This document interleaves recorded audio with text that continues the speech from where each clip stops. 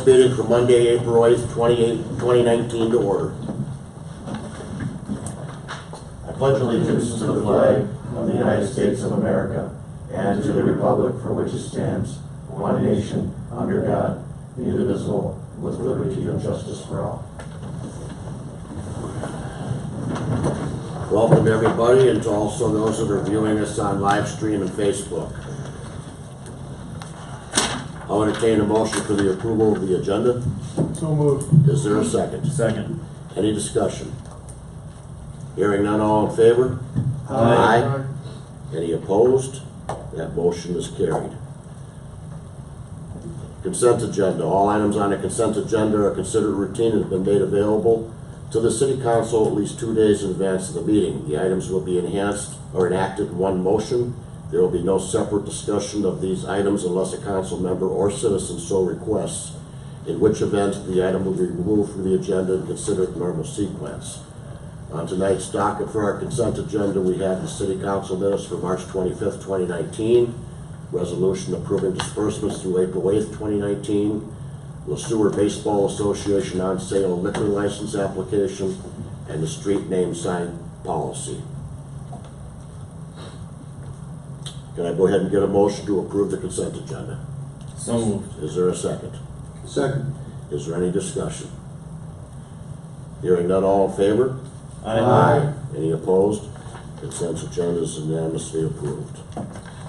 We now move on to our public comment. Public comment provides an opportunity for the public to address the council on items that are not on the agenda. Comments will be limited to 5 minutes per person. Persons wishing to make a comment must sign up in advance of the meeting on a sheet provided and identify themselves by providing a name and address. City Clerk, do you have anybody for tonight? Nope. Okay, is there anybody from the audience that wishes to address City Council? Seeing none, can I go ahead and get a motion to go ahead and close the public comment portion of the meeting? So moved. Is there a second? Second. Any discussion? Hearing none, all in favor? Aye. Any opposed? That motion is carried. Public hearing, 6 Alpha, land sale ordinance, public hearing, city administrator approval. Mayor Hague, members of City Council, this is the last step for the land sale to Merpuck. We kind of went through this process somewhat backwards, just the way that things were approved and the way things shook out at the Merpuck meeting.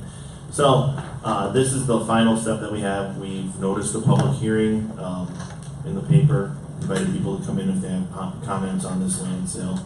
Doesn't look like anybody's here, but what we need is we need to open up the public hearing, close it, and then consider adoption of the ordinance number 580, which has been attached in the packet, allowing the city of the Sueur to sell these 3 parcels to Merpuck, Minnesota River Valley Public Utilities Commission. So with that, I'll let this group open the public hearing and then go from there. I'll entertain a motion to go ahead and open the public hearing for the sole purpose of land sale ordinance.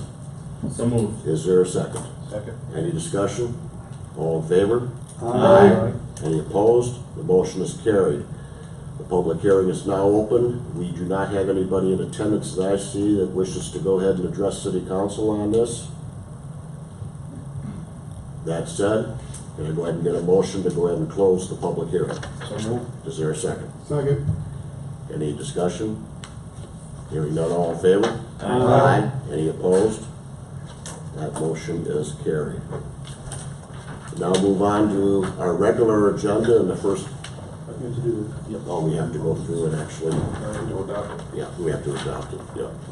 So, is there anybody that has any questions regarding ordinance 580? Okay, everybody's aware of everything that we're going to be trying to do. With that said, I'll entertain a motion to approve the ordinance 580, authorizing the execution of a quitclaim deed that the Sueur City Council does ordain, and then of course you can see the rest of the verbiage right there. So moved. Is there a second? Second. Any discussion? Hearing none, all in favor? Aye. Any opposed? That motion is carried. We now move on to our regular agenda. The first item on the docket is 7 Alpha, which is Treasures in Town thrift store donation acceptance for the fire department brass fire ring light bar. City administrator approval. Mayor Hague, members of City Council, before you is an item that we again have received a donation from Treasures in Town. They've been a great asset to the community. They've supported the community a lot. So this is just to acknowledge, to accept formally their donation of $3,500 that is to be used for the light bar on the grass rig pickup truck that we haven't received yet, but we'll be receiving the next month or so. So again, Treasures in Town, great asset for this community. On behalf of all of us on City Council, we'd like to go ahead and thank Treasures in Town for their generosity as they continue to step to the plate and do things to help out the city of Sueur. It's greatly appreciated. I know in this particular case, our fire department's very appreciative as well. So, with that said, can I go ahead and get a motion to accept the donation of $3,500 made by Treasures in Town Thrift Store to the Sueur Fire Department for the purchase of a light bar for the grass rig? So moved. Is there a second? Any discussion? Hearing none, all in favor? Aye. Any opposed? The motion's carried, and again, thank you very much to Treasures in Town. We now move on to line item 7, Bravo, which is the TAP sidewalk project. City Administrator approval. Mayor Hague, members of City Council, before you is an item that we're requesting authorization to submit a letter with our plans that we currently have to MnDOT so we can continue with the process of getting our grant monies for this large sidewalk project in town. We do have the city engineer, Corey Beanfang, here to talk a little bit about this. And I'll turn it over to him. Basically, where we're at right now, I'll just give a quick synopsis and Corey can answer a lot of the questions, is we still have some easements out there that haven't been signed.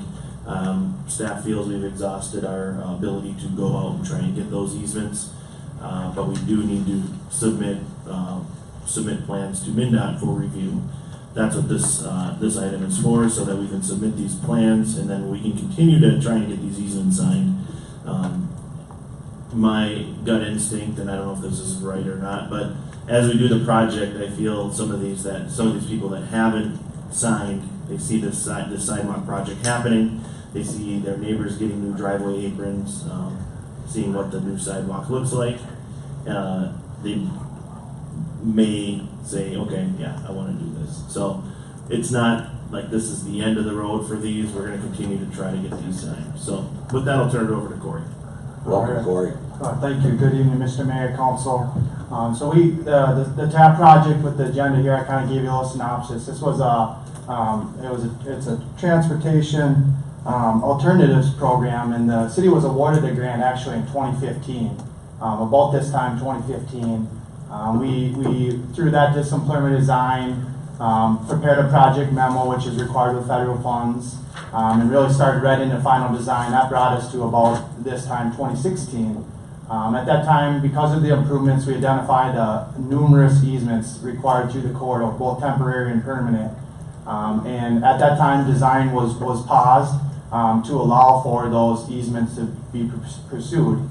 And that's been really the course of action here for the past few years, almost 3 years. We've been pursuing these easements. There's been a lot of effort applied to get those. The funding is for 2019 fiscal year, and so that funding is only eligible through here the end of June. And the way that we secure the funding is we have to have authorization to bid. And that is essentially submitting the final plan with the submittal letter. We can still be in the process of acquiring bids, awarding contracts, but we have to be authorized to bid by the end of June.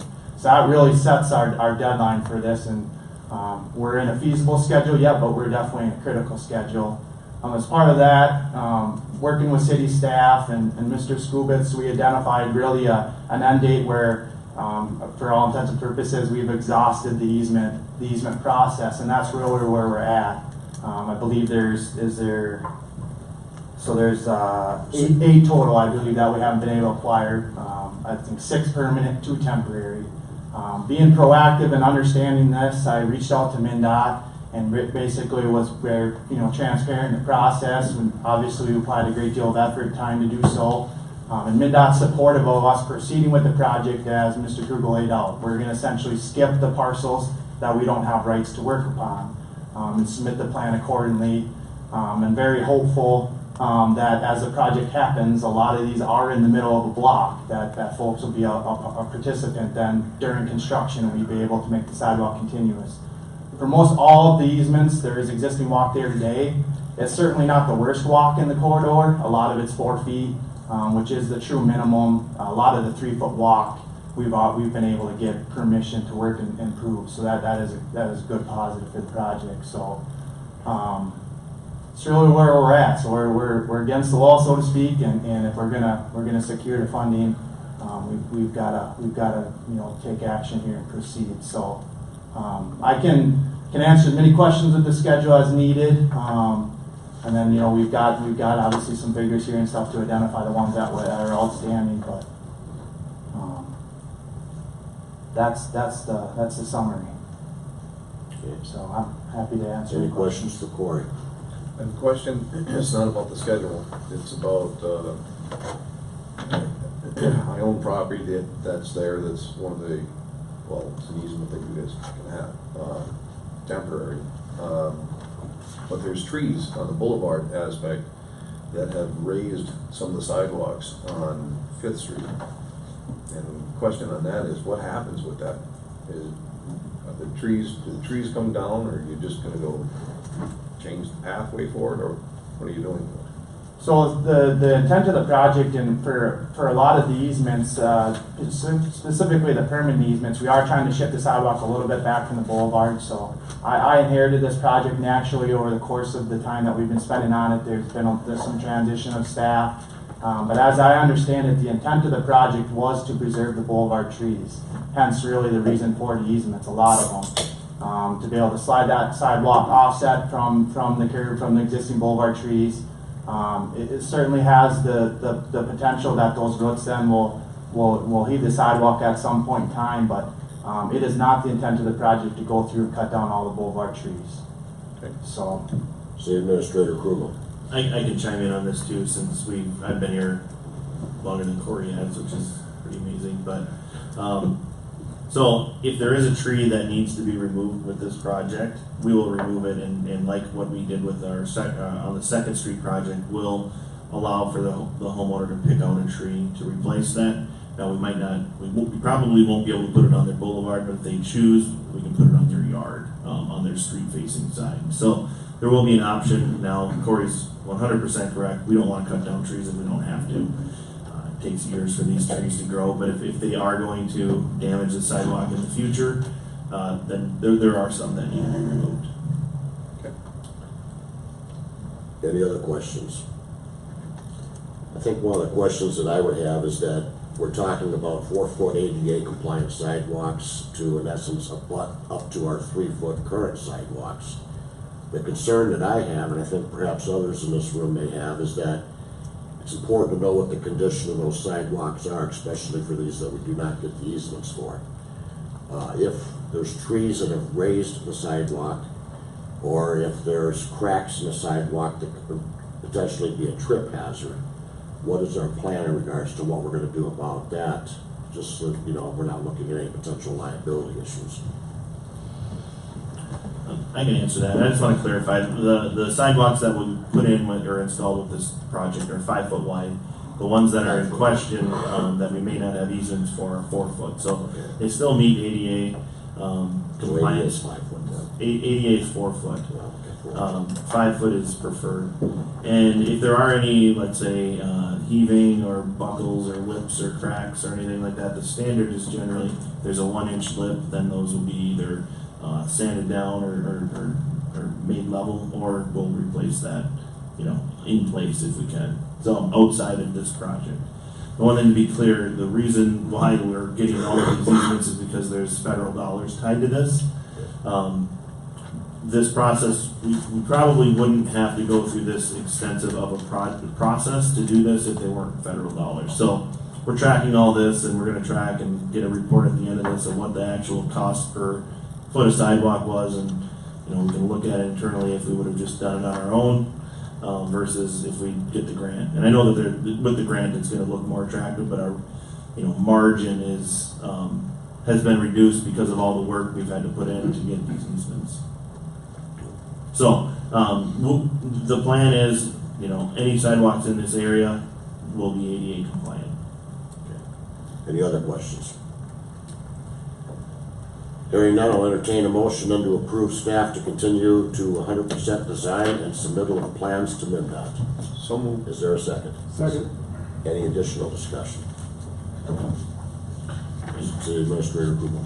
Mayor and City Council. Corey, could you just clarify what the next steps are from today and then on? I know that there's a schedule kind of in the beginning of this PowerPoint, but just to be clear, there will be more touch points with the City Council.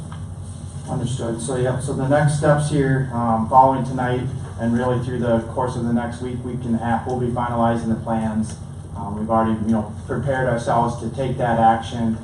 With those final plans, we'll submit to MnDOT. And then there's a little uncertainty of how quickly we'll receive comments back. With the federal funds, there is a lengthy review process. I'm hopeful here that we're able to meet the review and address comments and be out for bid here in June. So about a month to get through this approval. It's over the threshold, so we'll absolutely be doing the publishing and the 3-week advertise. And then that, by being out for bids in June, then we've met that authorization requirement to be able to receive those funds. Awarding a contract, I'm hopeful right around, or a bid opening and award, probably right after the 4th of July holiday. And then entering construction maybe late July. Our temporary easements expire here in December of 2019. So we then are looking at a late summer, fall completion, which I think is very appropriate for the scope of work we're talking about.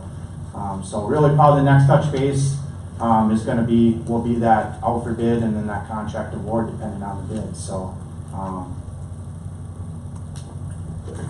Thank you. Okay. So we have a motion, we have a second. Any additional discussion? Just a question on who sets warranty expectations? we will as part of the contract. What are you setting, or where do you feel your warranty? As far as duration, typically 2 years. Okay. So we'd be not 100% certain how that contract's gonna be structured. We obviously are probably looking at a final completion for the contract would be probably December of 19. Just realizing our temporary easements expire, so that'd be, contractually, project closeout things, and then that initiates the warranty period once you meet final completion. Typical provision then is 2 years, and that'd be for workmanship or faulty material.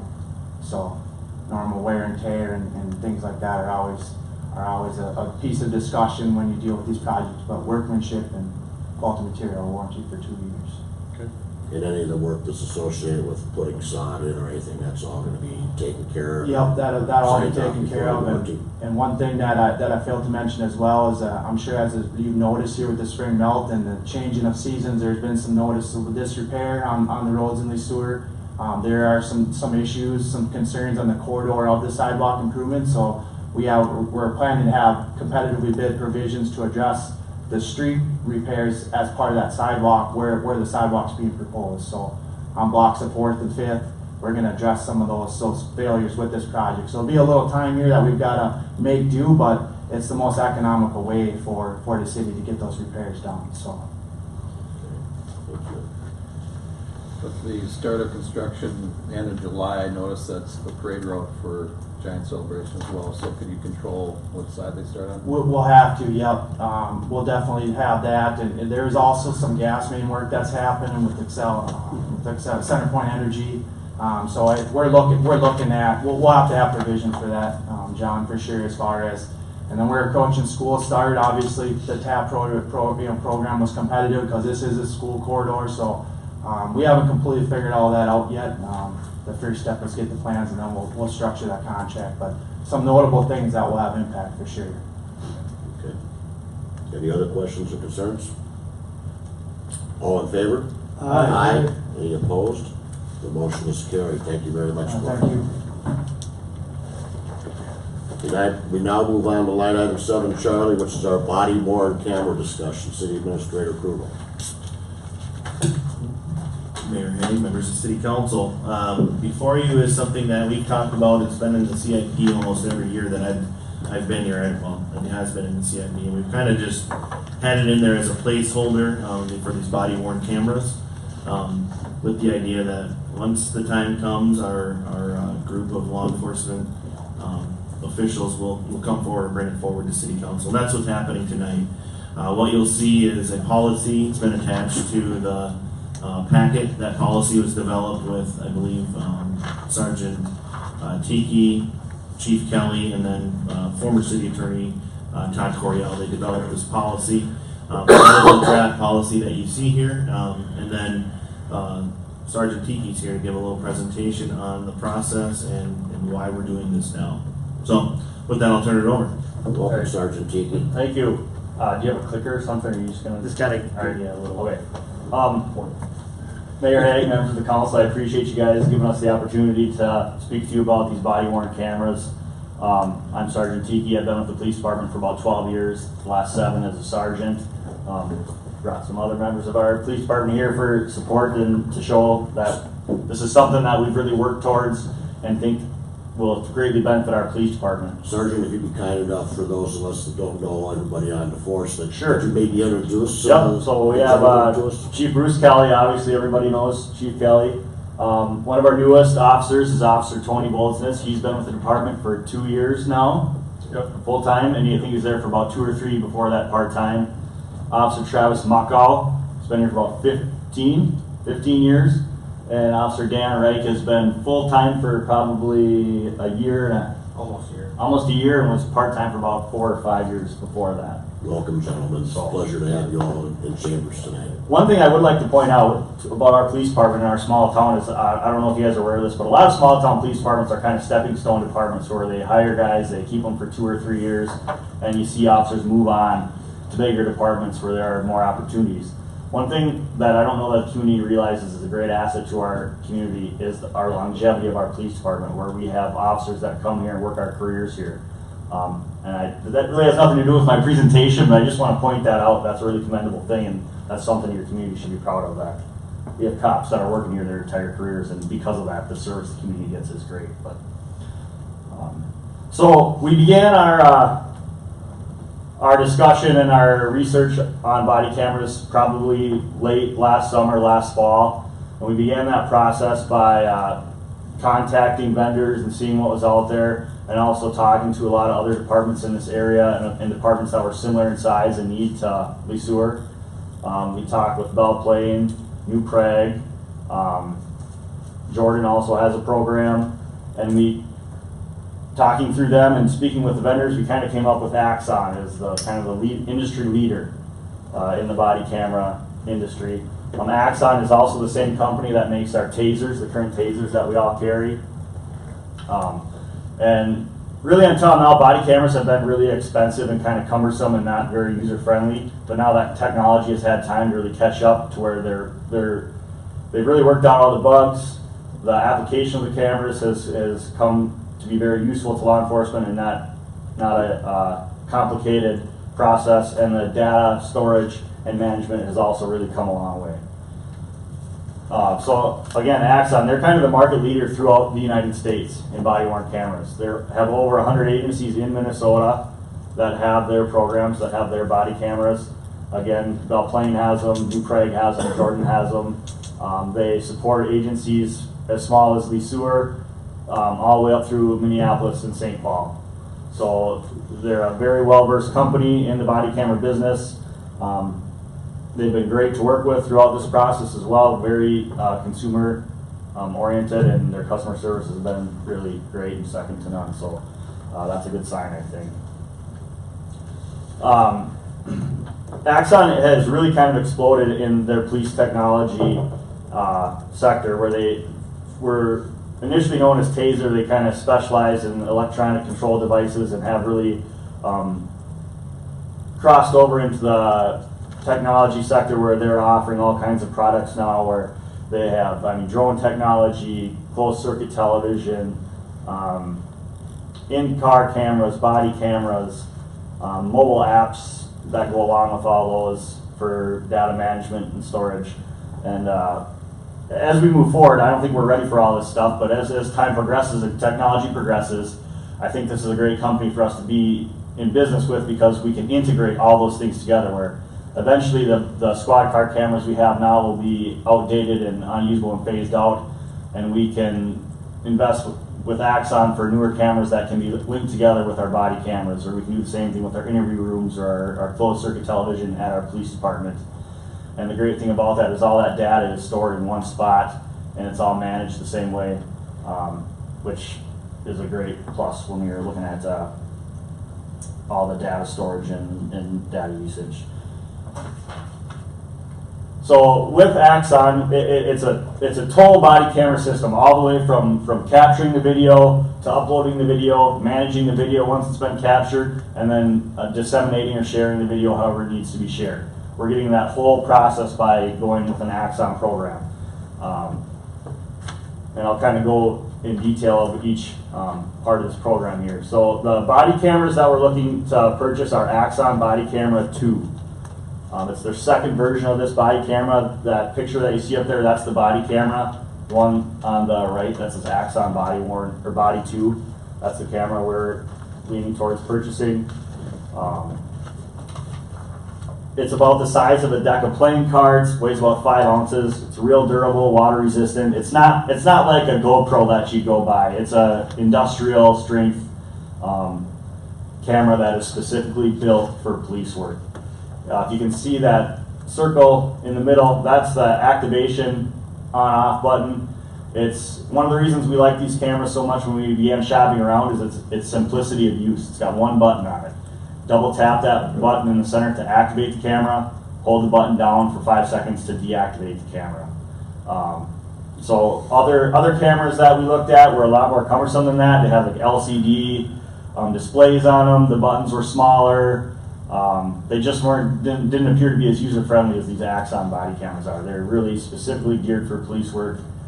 They've been tested and tried, and they work well. They have a capability of either 480, 720, or 1080 HD video. We can configure them for different activations, whether we can either manually activate them by tapping the button, or we can link them to our squad car, so every time our lights are activated or we drive over a certain speed, they can automatically be activated. They have technologies now which come at additional cost, and we haven't really researched that far into it, but you can get sensors on officers' holsters, for their sidearms, for their tasers, for their batons, pretty much anything you can get a sensor on them, so if you're drawing your firearm or drawing your gun, the cameras are automatically activated. They come with a buffer, so if we activate our camera, we can set it up to 2 minutes where it will have pre-recorded, the 2 minutes preceding us activating our camera. Most agencies have that set at about 30 seconds, but it has the capability to go back all the way to 2 minutes. And that's something we would have to work out as we set up our program. We work 12-hour shifts, so we need a camera that has a battery life and the video capability of recording that much data if need be. These cameras come with batteries that have a 22-hour battery life, and they can store 22 hours of video. They have 64 gigabytes of internal storage on them. So the use throughout one shift shouldn't be a problem with these cameras, where some of the other cameras had limitations in battery life and in-camera recording capability. So we would be looking at purchasing 8 of these cameras, and then with the purchase of 8, we get a spare, so we actually get 9 for the cost of 8. The reason in doing that is because the cameras, they need to be docked so that they have time to upload and update the malware and software that are on the cameras. So even though we usually only have 2 officers on duty at a time, we still need the 8 cameras. Otherwise, there would never be a chance for the cameras to be in the dock for the information to get uploaded and transferred, and the batteries would die. And we already kind of run into that issue with our squad car cameras, because they're in circulation 24 hours a day, and they come with little rechargeable microphones that go with those cameras. And we've already seen, I think those systems are about 9 years old or so, where we're running into issues where the mics only have a battery life of maybe 30 to 45 minutes because they're worn out and they're always in circulation. They never had a break. And now they're getting to be old enough where we're trying to replace those mics. But the company it's Mobile Vision L3, they don't support those cameras anymore. So Whereas this program, we're not gonna run into that issue. We're gonna have support with these cameras through our ownership of them. Question? Yeah, go ahead. How many gig of storage on them?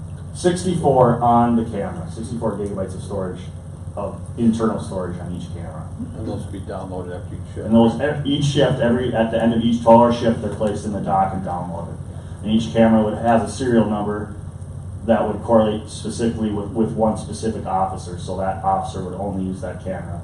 The only caveat to that would be we have a pool of part-time officers, and there would be one camera dedicated to our part-time officers, so that camera would change which officer is wearing that camera, but the rest of them would be solely dedicated to one specific officer. 64 gig at 1080 HD.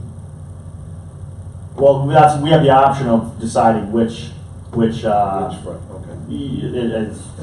there's 3 different options of which HD we wanted to, or which definition we want to record it. So generally, the way that they'll be worn will be with a flexible magnet, which is that upper left side picture. They're really incredibly strong magnets where a magnet plate is placed in our bulletproof vest, and then there's a magnet mounted to the camera, and that's how they're attached and moored on our mid-torso. And then they also come with outerwear magnets, that picture in the center top. So even with our winter outerwear on, the magnets will still work and are designed to be worn with the winter outerwear. The other good thing about these cameras is they have a wider field of view than a lot of the competitors. They get 143-degree field of view versus most standard cameras are about 95 degrees. So we capture more of that eyeball view of whatever's taking place in front of us. So again, they have a full shift battery life.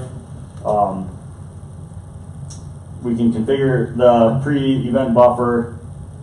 They're very durable cameras. They come with, and the package that we're looking at purchasing, in any package you buy through Axon, they come with a full warranty where if a camera is damaged for any reason, it's going to be automatically replaced at no cost. And then we're also looking at belonging to a program that's called the Technology Assurance Program. So at every 2.5 years, we get an automatic upgrade of our hardware. So every time they come out with a new camera, we basically get that. We phase out our old ones, we get the new cameras without any additional cost. So we'll always be up to date on the latest hardware. Is there any issues with the camera going from, if you're in a hot vehicle, you get out of the vehicle on a cold day with having the lenses fog up? I haven't heard any issues with that. They do have cameras throughout cold weather areas in Minnesota and other areas of the Midwest, and I haven't heard any issues with that, yes. Okay.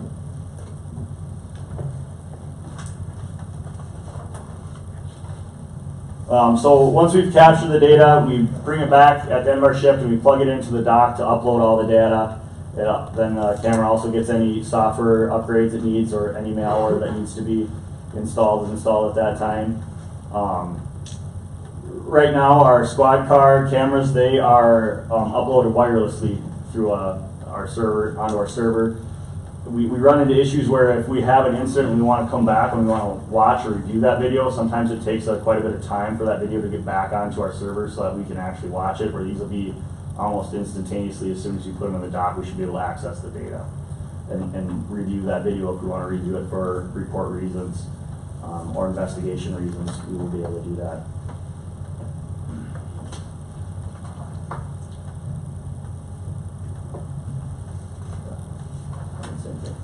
So then, these are just kind of examples of what the docking stations will look like, and this is for a much larger agency, obviously. So once we have the data captured and uploaded, we can manage the data in a cloud-based storage system through what's called evidence.com, which is a cloud-based storage system that Axon manages. It meets all the criminal justice information system requirements. It's a secure system that only we would have access to. We still own the data and control all the data, even though it's on their server or their cloud. We retain the ownership of it, and we retain the management rights over that video. One good thing about this management system is it comes with all the redaction software that would be needed to redact videos. So if we need to release something to the media, we can redact that data. So only the subjects that are required to be released will be released, and any unintended people capturing the video would be redacted out of that video. We're able to view multiple views at once with that data management system. So like I said, a lot of times you have 2 officers on duty and we have 2 different points of view with those body cameras.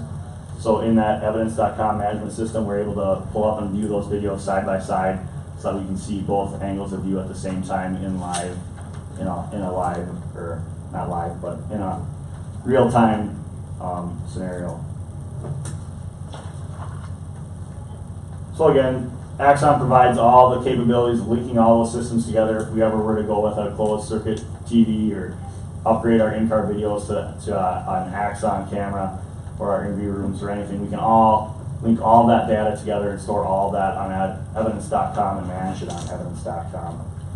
And then that evidence.com gives us the ability to transfer data if we need to transfer it to a different agency or share with our prosecuting authority.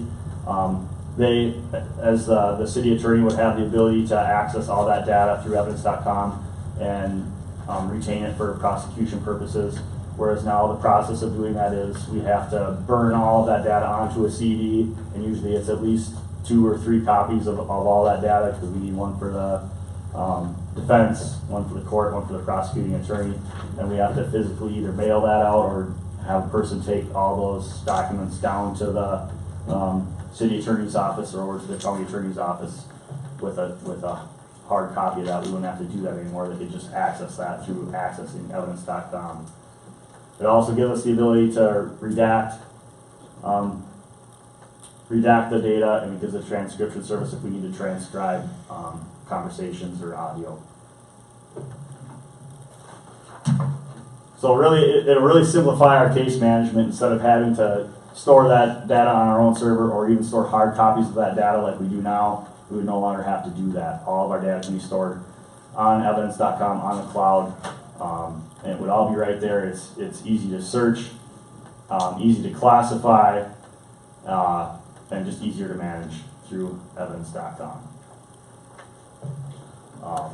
And again, there's dedicated support, dedicated training that's always available through evidence.com. So our officers will all be up to date and be able to use it easily, and we wouldn't be left in the dark if we have an issue with a server or something like that, because we don't have the servers on site. They're all cloud-based storage. Again, Axon they have a 24/7 team to support you when you purchase their programs.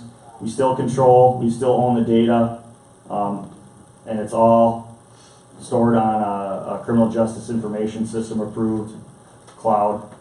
And then the products that Axon has are really just kind of second to none, with the ability to link them all together and continue to be on the leading edge of law enforcement technology. So we get the HD storage, and it's all compliant. The other part of evidence.com that I think we would be able to utilize a lot is we run into a lot more cases now where we have people that are capturing cell phone video of incidents out in public. Sometimes it's cell phone video of us taking action. Sometimes it's cell phone video of something happening before we arrive. Either way, that's evidence that we want to collect and retain.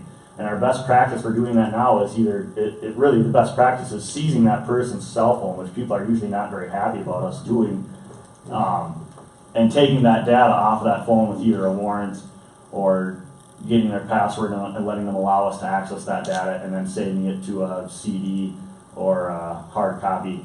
Whereas with evidence.com, if we have cooperating witnesses, we can send a text message invitation to that mobile device. They can accept that invitation, and then they can automatically upload their video or data right to evidence.com, and then we can go through and kind of triage those videos.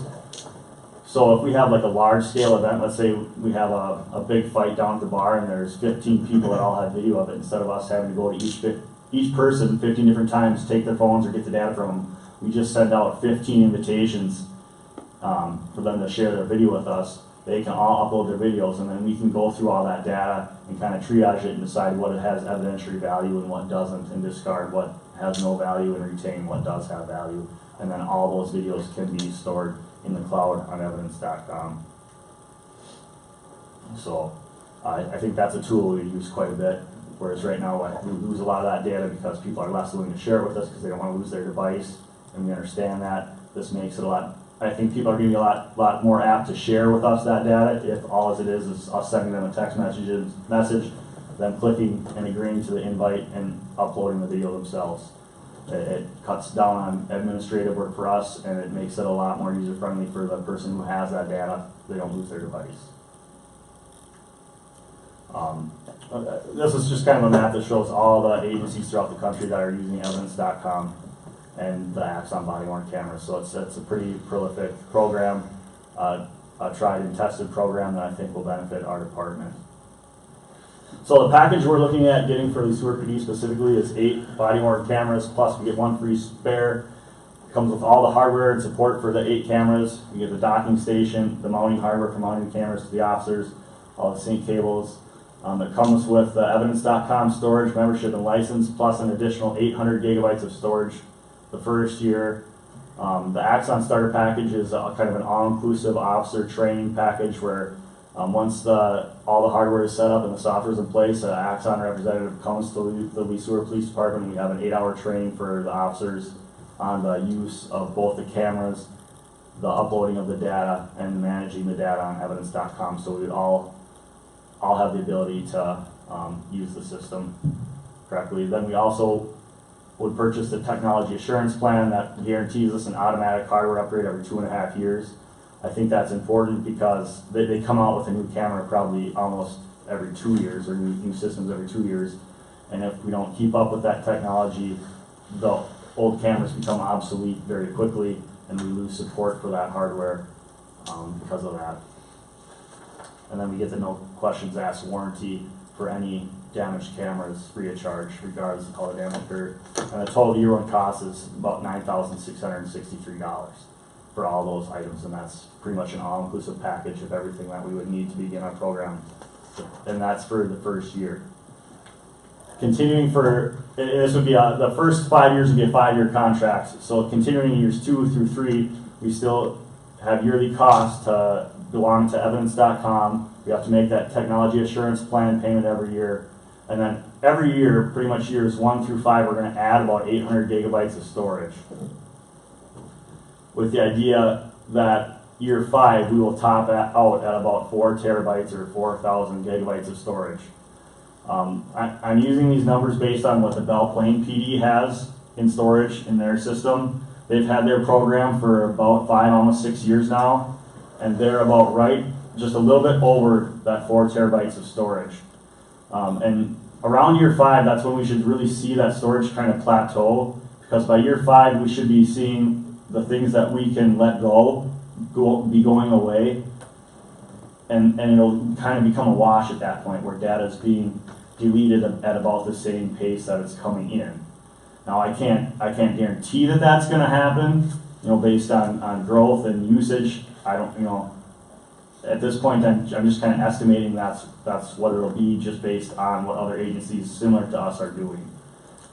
There's a chance that it could be a little more storage. There's a chance it could be a little less storage.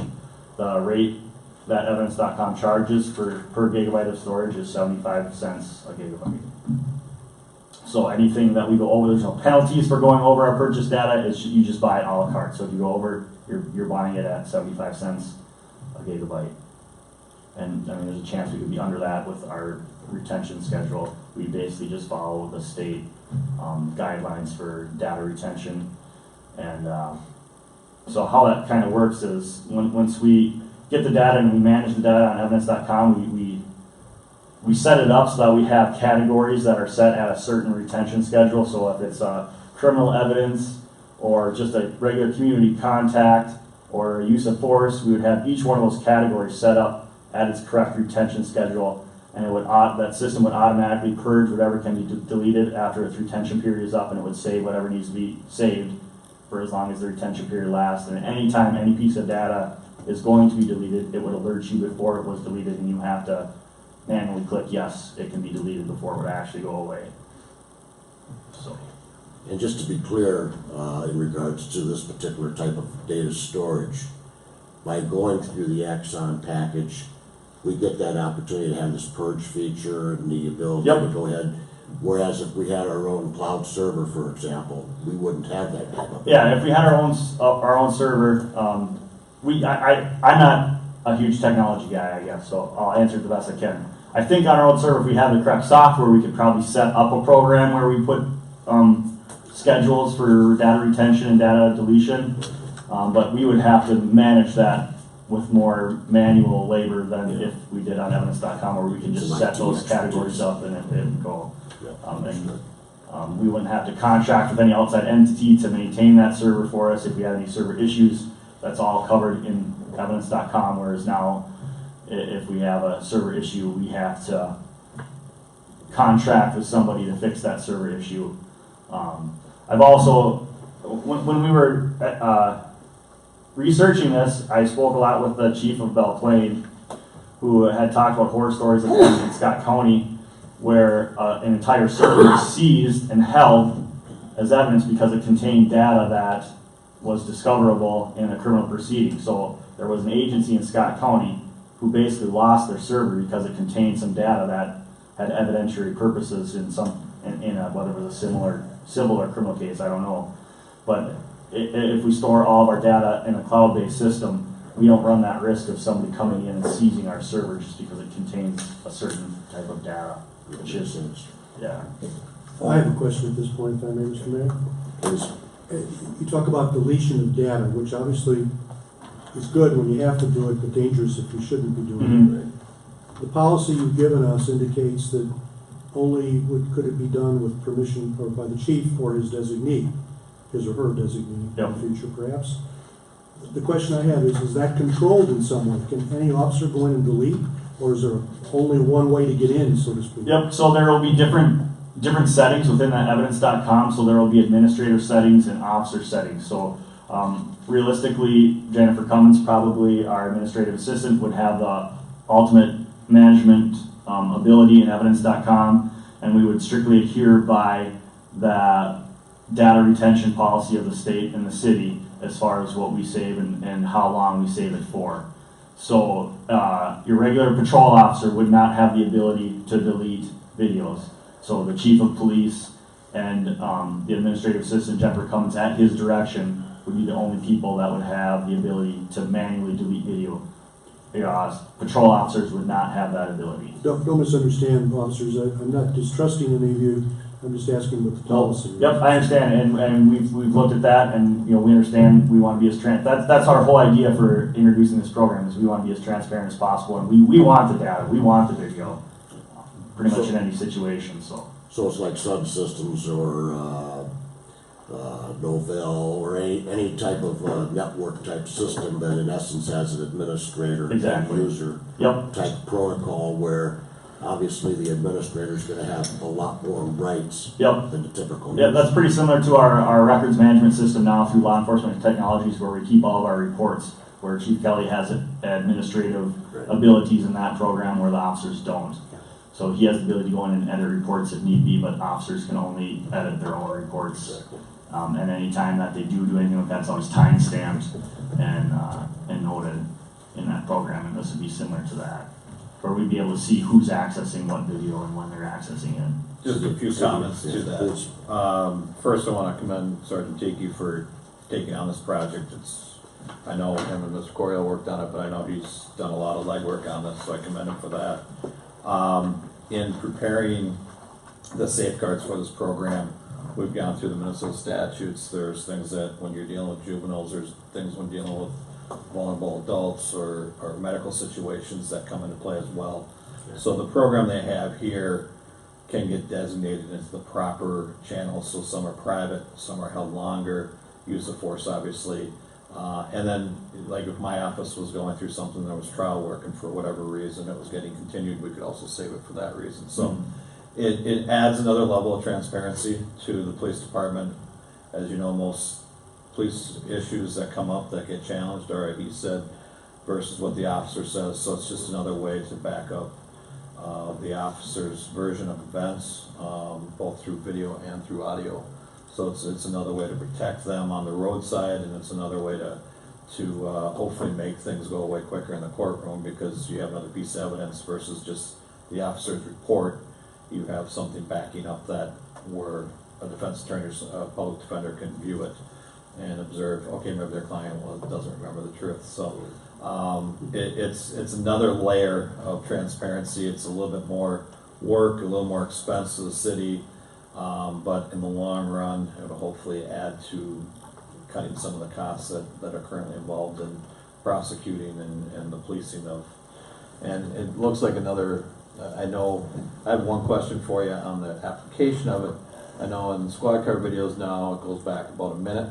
Yeah. But there's no audio. I'm assuming it's the same way. Yeah, there's options. You can configure it pretty much exactly how you want. You know, you want it to kick on, 30 seconds with no audio, maybe 10 seconds of audio. You can pretty much select anything you want up to that 2 minutes. Okay. And anywhere in between, but I think most agencies go with 30 seconds prior to activating it is recorded, and probably not the audio, just because. And it's something, it is a cost, but it's kind of the way of the future. The more technology they come up with, the more the public's gonna expect that to be part of a solid police department. And it can, potentially avoid some liabilities and so forth from, unfortunate incidents that happen, as they are faced with unfortunate incidents all the time. So it allows them to have their version put into video. So. Any other questions about the cost here before I move on to? Well, I know that this particular year, we have $15,000 in CIP designated for this program, and I'm guessing that we're just gonna roll the additional monies into out years then to go ahead and cover the additional monies making up the 34.6. Correct. So this initial purchase, the $9,000 and some change this year, will come out of that CEP fund for the police department. If this is approved moving forward, we will then put this, I'll call it annual maintenance cost, into the actual budget. And we'll budget for that in our budget document, and it won't be part of the CEP. Okay. So you won't see it in the CEP anymore. Once we get it, then it's in my budget. Yeah, it's a budgeted amount for body worn cameras. Okay. Any other questions in regards to the financing portion or the monies associated with this program? I have one comment on what we're being asked to do. Might as well get it clear now. The way the recommendation comes to us is to approve a policy, which we're going to come to, I realize. But then it says to approve the expenditure related to the body worn expenditure with the purchase of body worn cameras. Seems to me that would be year one. Aren't we really approving a contract for 5 years with both Axon and with evidence.com? I want to be clear, I'm not sure what we're doing.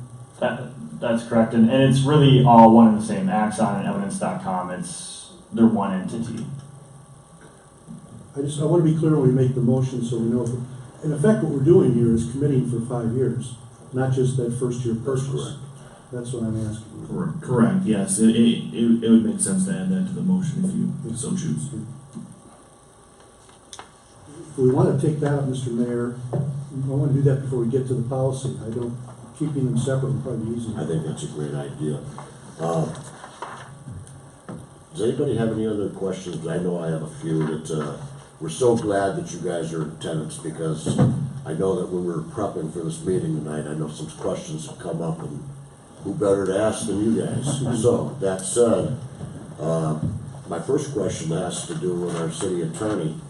You've obviously had an opportunity to go ahead and meet with your fellow city attorneys representing other cities in the state of Minnesota.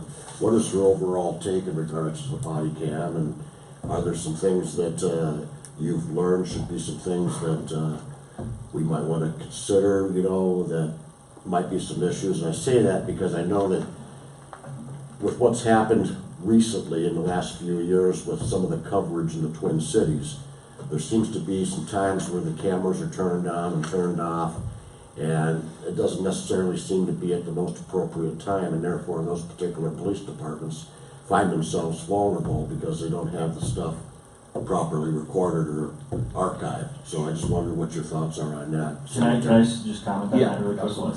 I don't know if how thorough you are with the policy, but our policy kind of allows for, it dictates when we believe there should be recording. And there are also examples of times when we have officer discretion on whether there's really any evidentiary value to recording something. It also gives room for very rapidly unfolding emergencies that happen in split seconds.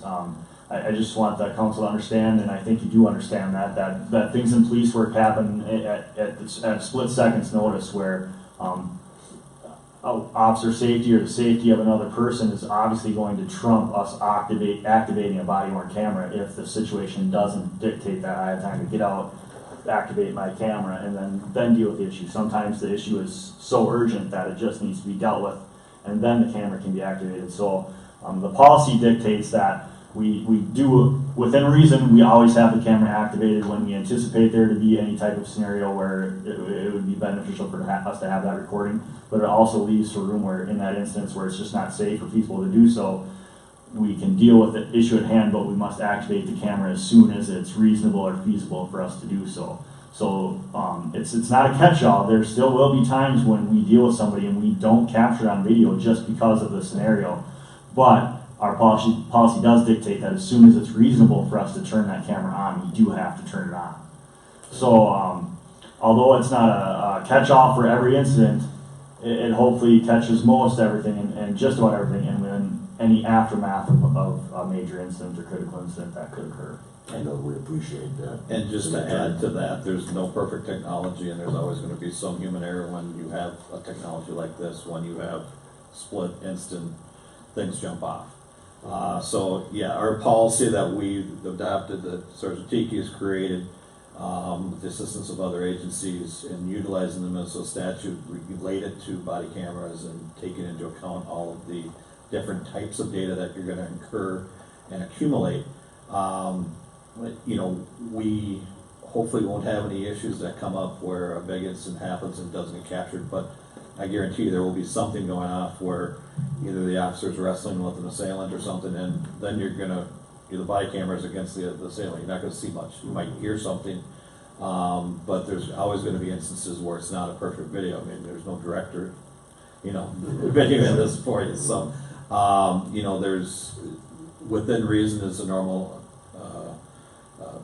platform that will have, if something jumps off, if officers respond to a domestic situation or a traffic stop or something, they'll typically, as standard, will activate it before they begin interacting with the potential assailant or potential defendant, so that there is full transparency of how things start out. But when you're out in public or at a festival or something, you don't always have time to do that. But within reason, they will do that once things get under control and the public and the officer safety is guaranteed. And I take it that between our police department and our prosecuting attorney representing the city of Sueur, as lessons are learned on either end, there's going to be a constant communication opportunity that will exist where your two departments will be able to go ahead and have these conversations about. The great thing about the body cameras and like our reporting system is now is, if we do discover that there's an issue where all of a sudden we might have an officer where their videos aren't matching up with things that are being reported, or where there's an issue where there seems to be missing videos or intentional non-activations of cameras by a certain officer, we'll obviously be able to determine that based on if they're filing reports and we're missing body camera footage and that's occurring often by the same officer, we would be able to address that, and that is addressed in our policy. We'd be able to take action, a disciplinary action against that officer to curb that behavior and make sure that it doesn't continue. That's the great thing about the body cameras, is that we're able to compare the body camera data to the data that's being reported through our normal police reporting system, and making sure that things are jiving. And if they're not, and there will be an obvious discrepancy, that would be caught immediately. This is just one more technology device that the police have observing them. I mean, there's already scales tapes, which if they have a suspect in custody or in an intoxilizer situation, that's being recorded, whether it be the implied consent or any statements given. Squad car videos have been in existence here for as long as I can remember, and this is just another aspect of technology that can assist in the evidence gathering and the transparency of police work and community policing. Okay. Councilmember Families. Well, I think it's important to realize for all of us that it is not a normal human response to say, ooh, I have to record this. When you're in the throes of something that's going on, they're trained to do one aspect, and that's serve and protect. And record is going to have to be a learned motion that they're going to have to go through. So there's some forgivable aspects there, and it's not a crutch for the police work. It's, you know, to help with the liability aspects is the way I. Yeah, that's a great way to put it. Mr. Mayor, if we're ready to make a motion. Well, I've got a few, if I I got a could couple just, other questions too. The 800 some odd cities that are represented in Minnesota, approximately how many of them are using body cams? Any idea? I couldn't give you a solid number on that. I do know that, you know, as far south as Belle Plaine, pretty much every agency north of there and within inside the 494, 694 corridor. And regarding the police Pretty much union, all, you're in you know. support of body cams? Yeah. I mean, it shows the truth. That's what we're all about, is the truth. And I mean, we're fact finders. That's what we do. And these videos are going to help support facts that we come across.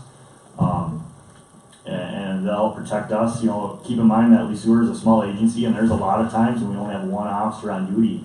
And we might be in an environment where we're really our only witness or our only person that's on our side, where every other person that we're in contact with or any other potential witness is potentially an adversary person to the police department or the city of Sueur.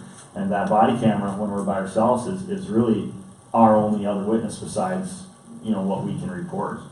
And I think that would be a big benefit to a small department like ours, where when we're alone, at least we have that camera to back us up and back up what we're observing. I can also say, as someone who's prosecuted for a long time, you have a lot of people recanting stories, whether it be through intoxication or thinking, well, now I don't want this person charged.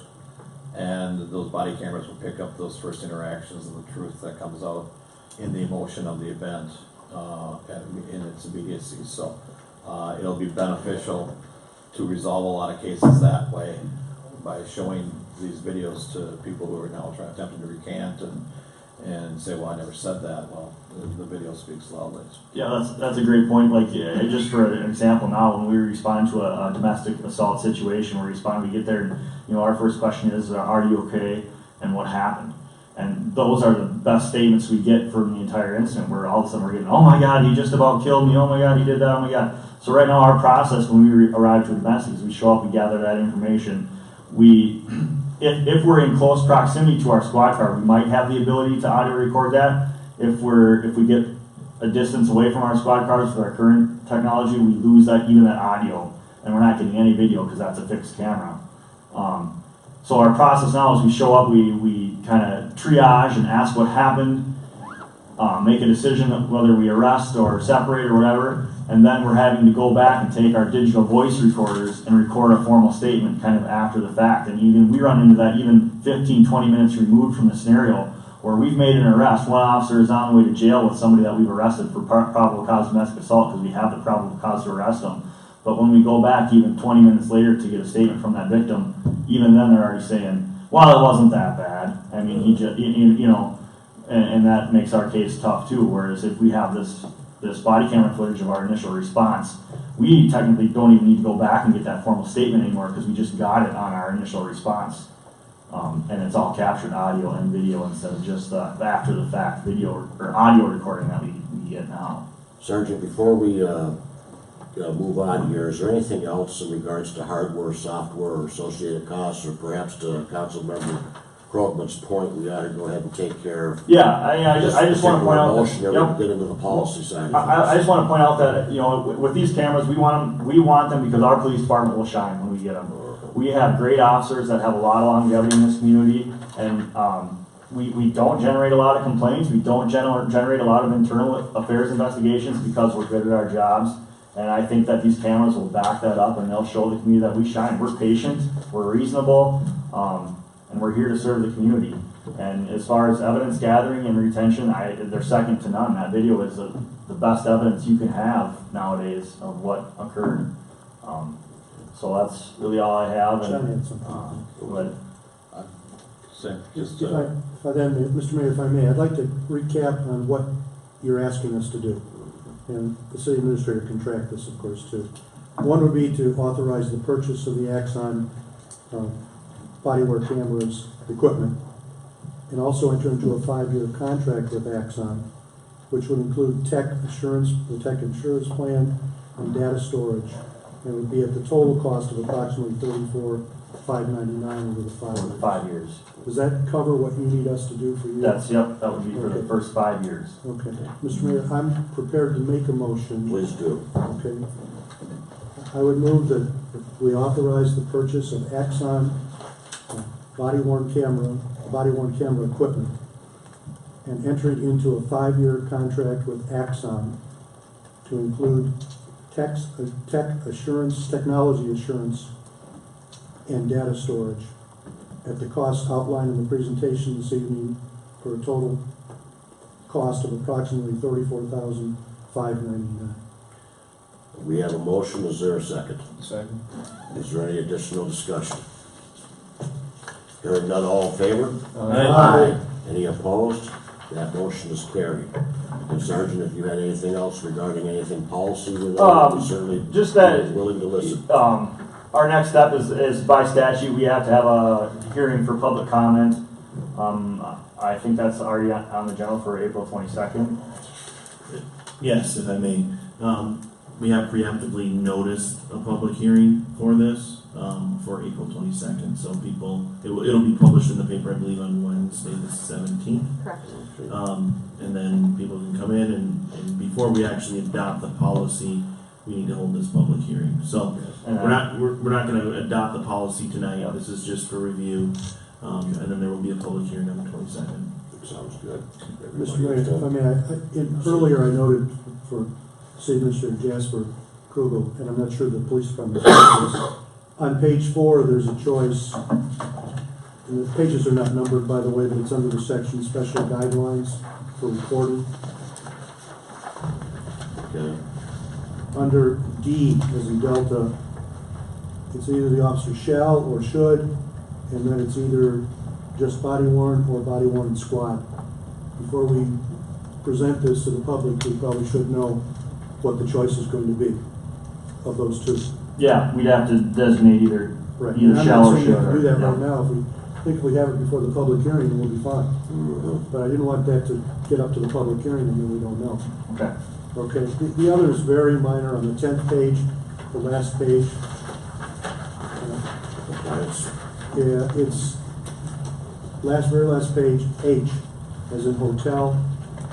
It's posting the policy together with something as record retention schedule, its record retention schedule on its website. I don't think the police department has a website.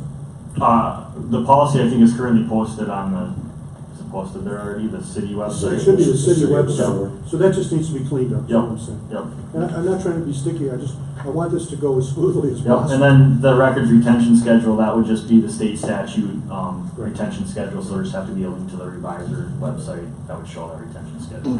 And let me simply say, I deeply appreciate all the work that went into this. Having a policy will make it work, and we Yeah, appreciate that. yep. I just had one more thing here, I just wanted to show you a video, and we don't have to watch the whole thing, it's kind of long. I just want to show you what these cameras can capture. So just watch this video and kind of make some observations of just the things that you personally observe and see, just as if you are a potential juror in a case like this. Hey, alright. Good evening. Hello, whose car is this?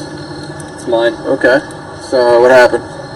I went to make the turn, and then as I was making the turn, I rear-ended them right about here. What turn? Where were you? This one.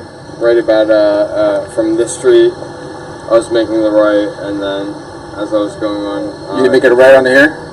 Yeah. Okay. And then you hit the rear end of the car? yeah, I brake first, and then I tried to brake, but I rear-ended them, and yeah. So you can shut All right. it down. What about the damage on the side over here? Just based off of those was observations, before, what you guys that see was, just from that 15 seconds of that video, and that's something we deal with all the time. That's a great piece of evidence for any case where, I mean, you can see that guy's eyelids are droopy, his speech is slurred, his mannerisms are slow, you're capturing all the damage of his car and the victim's car. I mean, that's just smell the alcohol. that's about the only thing that video is missing, right? Is the smell and the live senses. So that's what we're looking to purchase, and that's what the gain, I think, is of us having them, is just the evidence. So now we know what Rocco Baldelli did before he became the Twins manager. That's what they look like. I appreciate your time tonight. Thank you so much to all of you. Yeah, it's a pleasure to go ahead and have an opportunity not only to meet everybody that came here in attendance tonight, but also to help everybody out in regards to the body cam policy. I know it's been on Chief Kelly's docket for the last few years, so after this public hearing on the 22nd, looks like we got ourselves to go. So thank you. Thank you. Thank you. You did a fantastic Thank you. job, sir. Thanks, Aaron. Thank you. Thank you. Very educational. Okay, so we now move on to 7 Delta, which is our stormwater land purchase discussion. City Administrator approval. Mayor Hague, members of City Council, this is something that you maybe heard through the grapevine through the EDA meeting that happened at the end of last month on what they did.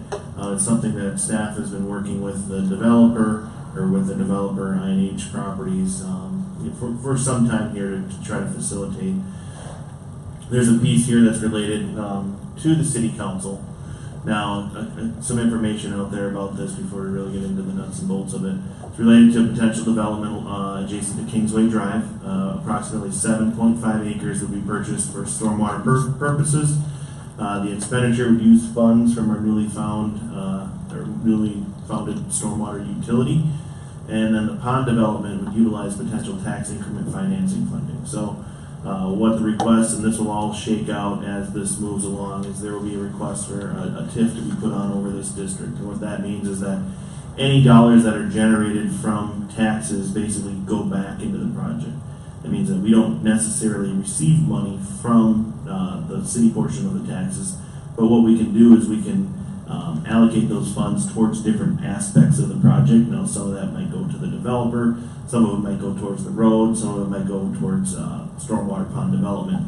But what happens is we basically can capture all that, say this is what it's allocated for, and then what we would do is we would bond for like the roads and the stormwater ponds for the city aspect. It would use that TIF money that's generated to pay that bond. But we're getting into the nuts and bolts of the actual financing of a bigger picture item. But that question did come up as far as who's going to pay for these stormwater ponds, how are we going to do it? And I just wanted to touch base on that. So city has been in discussions with the owners of this property for a very long time regarding the stormwater drainage swale that goes through their property. Staff has done some digging in to see if this is a designated stream, designated waterway through the Department of Natural Resources. It is not. It doesn't have water going through it all the time. It would be a seasonal waterway at best if it would be DNR designated. But what it really is it drains a lot of the city of Sueur, basically the Sunderman Field, Park Lane area, the Trunk Highway 112 or Elmwood Road, the cemetery. That's basically the line, and then everything drains through that drainage way. I'm sure recently if you drove on Ferry Street, you saw a lot of water going down there. And that's all water that originated either in the city or adjacent to or flows through the city and then goes out to LeSueur Creek through Driscoll's property and then across or under J Street. So this is something that's been happening for quite some time. A little story. When I first got here, I think one of the first people, as I took over as administrator, one of the first people that came in and talked to me about something that I didn't know anything about was Jack King, and this was about this. And he said, "Well, when are we going to work this out? We've been working on it for 50 years." So it's good. It's something we have, and I did identify it on the capital improvement plan for 2019. because this was kind of in the mix at the time. We didn't know, but we wanted to make sure that we had the funds available if this had come up. So moving on, I'm not sure if everybody has seen the actual layout. It's in the packet. This is just a concept plan now, so this isn't any sort of plan that's been approved. This is just, hey, what could the site look like? The portion that we're talking about potentially authorizing to purchase is this section south of what would be Central Street. So Central Street would be extended to Kingsway, and this whole area would be designated for stormwater. What you'll see on here and what the landscape architect has done is put some park amenities in here. This is by no means what this will look like, but this is just a concept that they're floating. The main purpose of these would be to address stormwater on this area, and then the Green Acres area that's over here. So, and a lot of the stormwater that comes from the other part of town by Elmwood would also go through there. There would be some storage capabilities as well.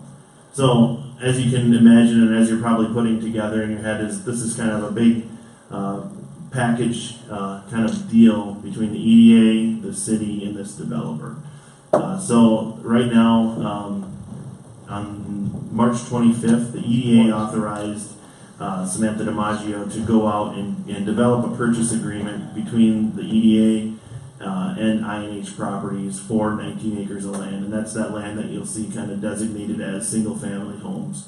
Now this isn't what this is going to look like. We've already gotten some input from our engineer and from our other city staff about how this is going to look, but it'll be roughly around 30 lots is what we're looking to potentially do through the EDA.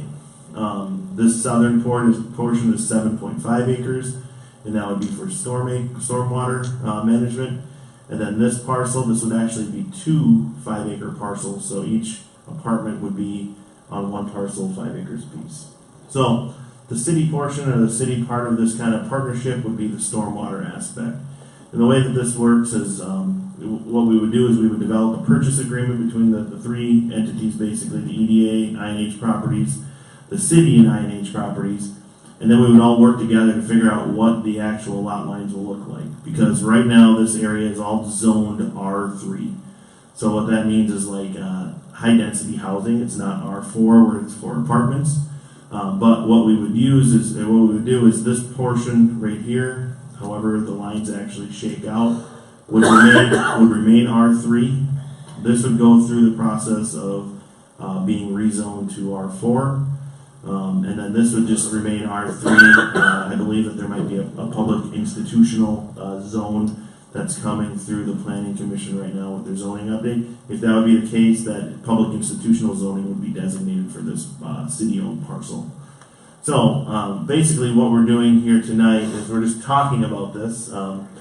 What I'm looking for, again, I'll talk a little bit about the price. So the EDA authorized staff to develop this purchase agreement with INH for 19 acres at just over $25,000 per acre. And then there would also be closing costs for that portion of the closing of the property. And then that's that same purchase price that the city would be looking at moving forward with as well. So what we're looking for tonight is discussion about this, but basically we're not approving the purchase. I want to be clear on that. Not approving the purchase, but approving authorizing me to go out and develop a purchase agreement with INH Properties and bring it back to you guys on April 22nd for evaluation. These are the basic terms, plus or minus 7.5 acres of land for INH Properties at $25,054.79 per acre. Now, we have a pretty good relationship with INH Properties. They've shared their purchase agreement that they have with the Kings. This price that we would be paying is exactly the same price that they've paid for all of that property per acre. So it's the INH isn't making anything off this. This is a true partnership as far as the land purchase goes. So if authorized, staff will bring back to City Council purchase agreement for this amount. And once we get all this, then we can really start doing some of the work to get it surveyed, get it platted, and then you'll eventually see a pre-plat and a plat, or you'll see the plat for this once it goes through planning commission. And basically what you'll see is 4 lots. Once that process goes, this will be maybe outlot 1, outlot 2, outlot 3, and then outlot 4, and then the city would own outlot 4 when it comes to the end. So, with that, it's an exciting project. This is something that has been working ever since this kind of very similar project fell through on the side of town. So we've been working with the developer to try and find an alternative site and working with the landowners. So it's something that's kind of come to fruition with a lot of work. So, and it's a partnership between the EDA, the city, and the developer. So I'll entertain any questions about this. And again, we're just looking for a motion to authorize staff to develop a purchase agreement. Any questions? Jasper, I have one question. I'll just ask her. Where are our wells located in relation to this property? All of our wells are located north of this on Boatwright Street, so probably about half a mile away.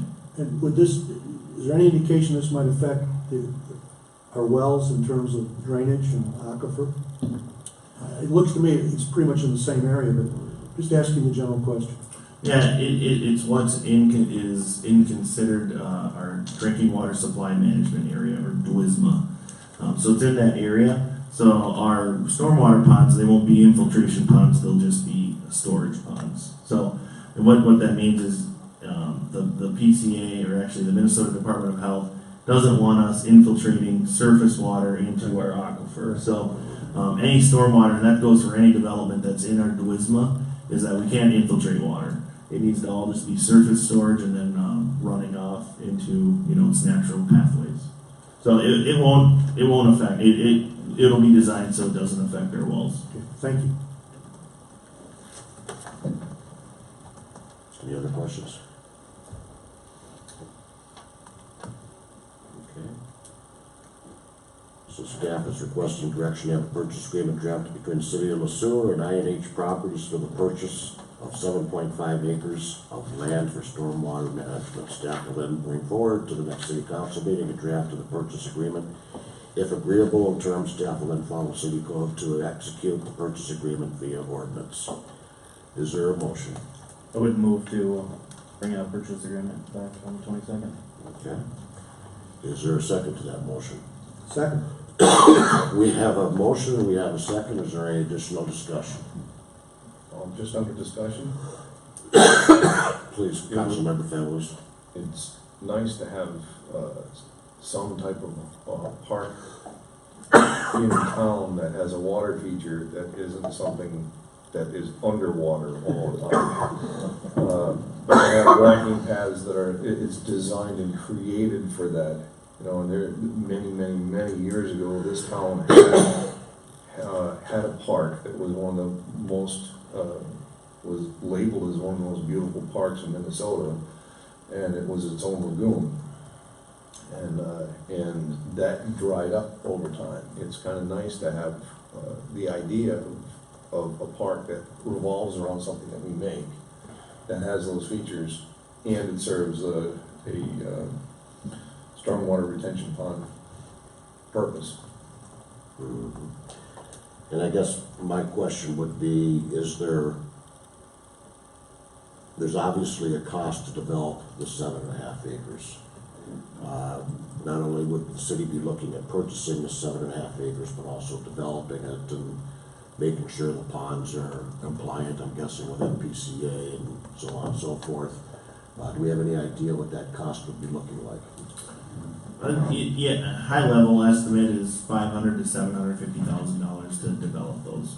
Okay. Now, you can think of this as kind of a business venture, because INH is going to need stormwater storage. That development's going to need stormwater storage. So we potentially could get some of that initial money back.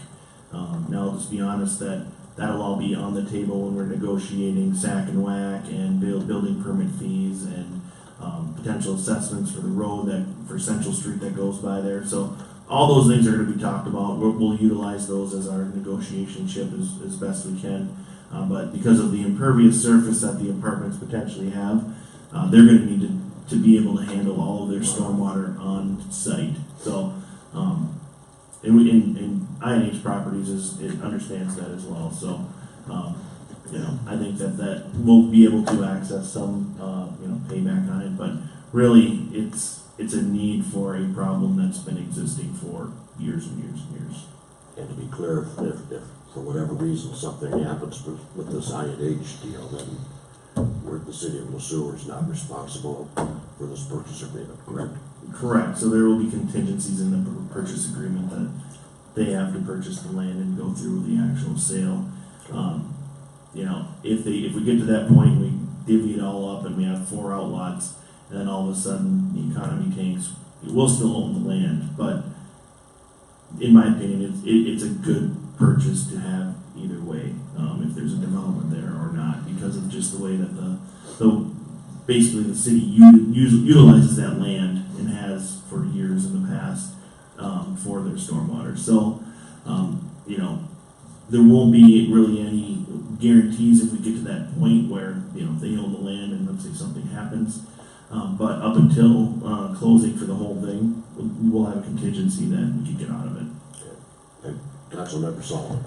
So Jasper, just to put it out there, it's my understanding that INH plans to build the apartment to the north first, and then once that goes up, they'll come back and build the second one. That is correct. Right now, that's what they are talking about. They haven't proposed anything. They haven't submitted any applications, but this top or northern part is general occupancy. I believe it's something like 65 units is what they're kind of talking about. And then the second phase would be 55 plus housing. I believe it's 60 units. So potentially, 125 apartment units in this area. And there will be a process that we go through to evaluate this and have it looked at as far as the planning commission goes and the city council goes. So if this does transpire, which I'm confident it will, there will be a lot more touch points with planning commission and city council to talk about questions like traffic flow, impervious surfaces, things like that. Okay. Any other questions? Okay. All in favor? Aye. Any opposed? That motion is carried. Greg, can we have a 5-minute recess? Please. Mr. We're going to go into Ray, recess for 5 There we minutes. go, just did it.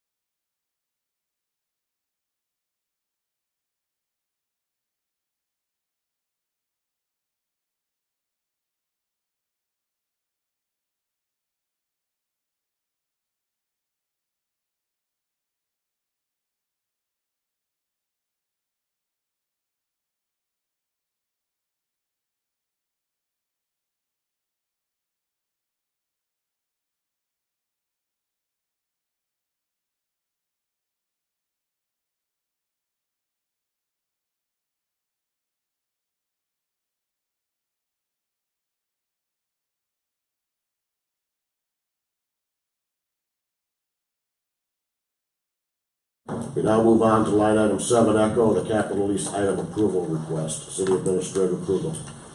Mayor Hank, members of City Council, before you is an item with multiple payment authorization forms that have all been included in the packet. I can go through these one by one. Basically, what we're looking for is an approval to submit these payment requests, and this is all through our capital lease program. And again, I'll reiterate, the reason why we go through this in this manner is so that there's proper records of these expenditures, because as we actually make a payment for our lease payments that we have here, the actual detail won't necessarily be in there. So as these things come through and these invoices come in, what we do is we put them on this the regular agenda and look at them individually as individual payment requests. So what we have in here is a John Deere 1025R utility tractor plus accessories. We have a continuation of our SCADA project that's been ongoing. We have a 2019 Ford F-150 for the streets and parks. This replaced a 2006 Ford F-150, I believe, that had some major engine issues. We have a brand new, this is a large expenditure, John Deere 624L payloader. This was, if you remember back in, I believe, November or October, we authorized this to be purchased and the 2018 state bid price locked in. We've actually received delivery of this, I believe, last Friday. And then we also have a bunch of attachments, buckets, snowblower, that type of thing for that large loader. We are getting rid of our older loader, which is a Volvo. So that's part of the deal. We traded that in with this. So the purchase price that we have here is reflective of that trade-in. We have attachments for that, and then we have that 54-inch 2-stage snowblower, and then a tough rail kit with accessories. So what that is we have a vehicle lift in our street shop right now. What the tough rail kit does is allows us to put basically our lawnmowers on it and utilize that for like changing oil, blades, things like that. So we're not putting them on jack stands. So it's a safety enhancement to the street shop. So, streets and park shop, I'll call it. So what we're looking for is a request. The request is a motion approving the submittal of payment request forms for the Kinetic leasing for the following items I listed before. So with that, I'll entertain any questions City Council may have. I have one. Councilmember Groveman. With regard to the snowblower attachment with the 54-inch width, that's pretty good. Would that allow us then to be able to do the trail, basically that runs the recreation trail from St. Anne's to Kingsway, as opposed to having the contract out? Looks like that's the perfect width for that. Yep, I believe it's either an 8-foot or a 10-foot trail. Yeah. We'll look at that, if we can. A lot of times we're out in our plow trucks. So if we can, we definitely will. We would prefer to do that in-house as opposed to hiring somebody else. So this is basically a replacement for one that we had that hasn't worked in years. Thank you. Any other questions? Okay. I'll entertain a motion to approve the execution of the payment request form attached to this agenda item for disbursement to the vendor Kinetic Leasing Incorporated. So moved. Is there a second? Second. Any additional discussion? Jasper, does that leave us with one payloader or two? We still have two. So, we have two right now. The one is very, very old. That's the one that we're trading in. I don't know this off the top of my head. We are either trading it in or we're going to declare it surplus and get rid of it. If they didn't give us a good trading price, we'll declare it surplus. I don't know off the top of my head what we end up doing there. Any other questions, concerns? Hearing none, all in favor? Aye. Any opposed? That motion is carried. We now move on to line item 7, Foxtrot, which is the capital lease items approval, city administrator approval. Mayor Hank, members of City Council, what is before you is the leasing agent for the fitness equipment government capital corporation. That name maybe is familiar. They're the ones that are doing the financing for our meter project as well. So they have a very competitive rate. We've shopped around locally to see if it's something that could be matched locally, and it isn't. It's below prime right now. So it's a pretty good, it's a pretty good rate, I'll just be honest. But what's included in this, and this is for the fitness equipment related to the Merrick Room, not the fitness equipment that we have that's going to be replacing the existing fitness equipment. This is with I think One Source Fitness is the vendor, and it's for accessories like kettlebells and things like that, and then also some equipment like Wellbeats, which is a fitness on demand vendor, getting a screen for them, getting some additional spin bikes, things like that are in the invoice that's included in the packet. So this is just authorizing that payment request form for Government Capital Corporation for invoice 331 and 332 for One Source Fitness. Question, just to be clear, these are the items that were discussed by our Parks and Rec people a few meetings back, correct? Correct. Yeah. So this now we're just going out and taking care of the funding. yes, so they've been approved for purchase through City Council. This is just the funding mechanism that we're using, and in order to make sure that we're able to document this in public, we go through each invoice is approved formally through that process. Yep. I'll entertain a motion to go ahead then to approve the execution of the payment request form attached to this agenda item for vendor Government Capital Corporation. So moved. Is there a second? Second. Any discussion? Hearing none, all in favor? Aye. Any opposed? That motion is carried. We now move on now to line item 7, golf, which is our small wireless facility design guidelines policy. City Administrator Krugel. Mayor Hague, members of City Council, this is a somewhat timely manner as in order for anybody who wants to come into our city to abide by any of these design guidelines, we need something adopted by April 15th. So there's a little bit of a timeliness thing going on here, but if there are any revisions that are needed to this or you feel very strongly about, we always have the right to amend it, update it. It's just as long as we have a version of this policy passed before the April 15th guideline, we will maintain some local control over what these small wireless facilities look like in our city. So for those that maybe don't know what these are, small wireless facilities are, I'll use Verizon Wireless as an example. If they want to come into our town and put up a receiver or a node or something in our city, that's considered a small wireless facility. Now, the FCC has said they will have rights and access to any of our existing infrastructure, which mean light poles, telephone wire poles, or anything that we have in our right-of-way. They will have, we basically can't tell them no. But what we can do is we can say we want it to look like this, we want it located in this location, and that's what this policy really looks at and gives us some control over. So, for example, if they need to put up a new light pole, they can also do that as well, or a new post. They can't just put it right in front of your business. They need to they need to put it either on the property line or on the building line, so it's not really in the main line of sight. So there's things in there. There's a lot of information, a little background about how this came about and how we picked this template. So the League of Minnesota Cities, if the League of Minnesota in brief from I think maybe a few weeks ago, sent out saying, hey, cities, you need to adopt something by April 15th. Click on the link. They gave us 4 policies to look at. They said these are 4 policies that have been adopted. The League of Minnesota Cities supports these. And what I did is I took those, I looked at them. I had Rich Kuchera, the Public Services Director, look at them. Justin Anderson, the Electric Manager, look at them. And the one that this one is, and this one is basically word for word, is the City of Winthrop policy. We felt that would fit our community best.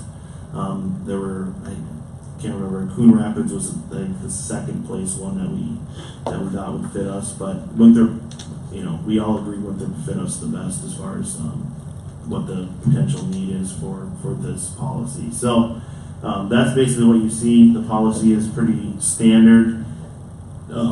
We also basically just remove Winthrop, put the Sueur in there, and said if we want to change it, we can change it in the future if you feel strongly about anything in particular. Was there any need to run this through city attorney Skubitz, or because it's basically a canned document that the League of Minnesota Cities is encouraging us to get out there as policy? We feel pretty confident that we're ready to go without having legal take a look at it at this point. I do. I feel confident. It's something that another city attorney's looked at. The main impetus of this is that we get something passed. We can always revise it. We can have City Attorney Skubitz take an in-depth dive into it if we want. It's pretty extensive, but it's pretty straightforward as far as what the expectations are. And the main thing is that we want to maintain some local control of what things look like here in the city. Okay. Well, I'll go. If I may, Councilmember Crowe. I'll comment. We usually don't talk about what happens at an MMPA meeting because of confidentiality, but this topic did come up. It was mentioned by a representative from Anoka, as I recall. And this is a critical piece for us because we're not dealing with little companies here. These are the Verizons and AT&Ts of the world, and others that will contract with them. Usually they're contractors that come in. But this policy is essential for us to be in place and ready to, as you said, Jasper, we can't stop this, but we can control the aesthetics and how it affects our community. So I thank you for it. Well done. I do have one minor correction to the policy. Jasper's aware of this. On page 6, on the top, it talks about 3 being the less preferable under C. There's only 2, so we have to change 2 being the least preferable. Very minor, but just otherwise it looks like something's missing there, and it's not. Everybody see that change? Okay. Thank you. Any other questions or concerns regarding the small wireless facility design guidelines policy? If not, I'll entertain a motion to adopt the policy attached to the staff memo related to the small wireless facility design guidelines. So moved. Is there a second? Second. Any additional discussion? Just to be clear, it's with that change of 3 to 2, but that's so minor. Okay. With that change of 3 to 2, City Clerk, you've got that, so, okay. Any additional questions or concerns? Hearing none, all in favor? Aye. Any opposed? The motion is carried. And of course, if it ever becomes a situation where we feel like we need to go ahead and pass it on over to our city attorney to review, that's certainly not going to be a problem, I'm guessing. Okay, let's move on to 7 Hotel, the Sueur Fire Department Municipal Contribution Pension Fund. City Administrator Krugel. Mayor Hague, members of City Council, attached in your packet, you will see a request letter from, I believe, the Secretary of the Sueur Fire Department, Justin Nielsen, a name you're familiar with. We have budgeted, and this is the formula for us to transfer the $25,000 from the LeSueur General Fund to the City of LeSueur Fire Department Pension Fund, which is managed by PARA. So it'd be a transfer of $25,000 to satisfy that pension need. What we're looking for is just a motion approving this disbursement and authorizing us to make that transfer. And City Administrator Krugel, to be clear, I believe this is the same amount that we did in 2018, correct? It is correct, and just as a note, in 2017 it was $20,000. We moved it up to $25,000 in 2018. Okay, any questions from council?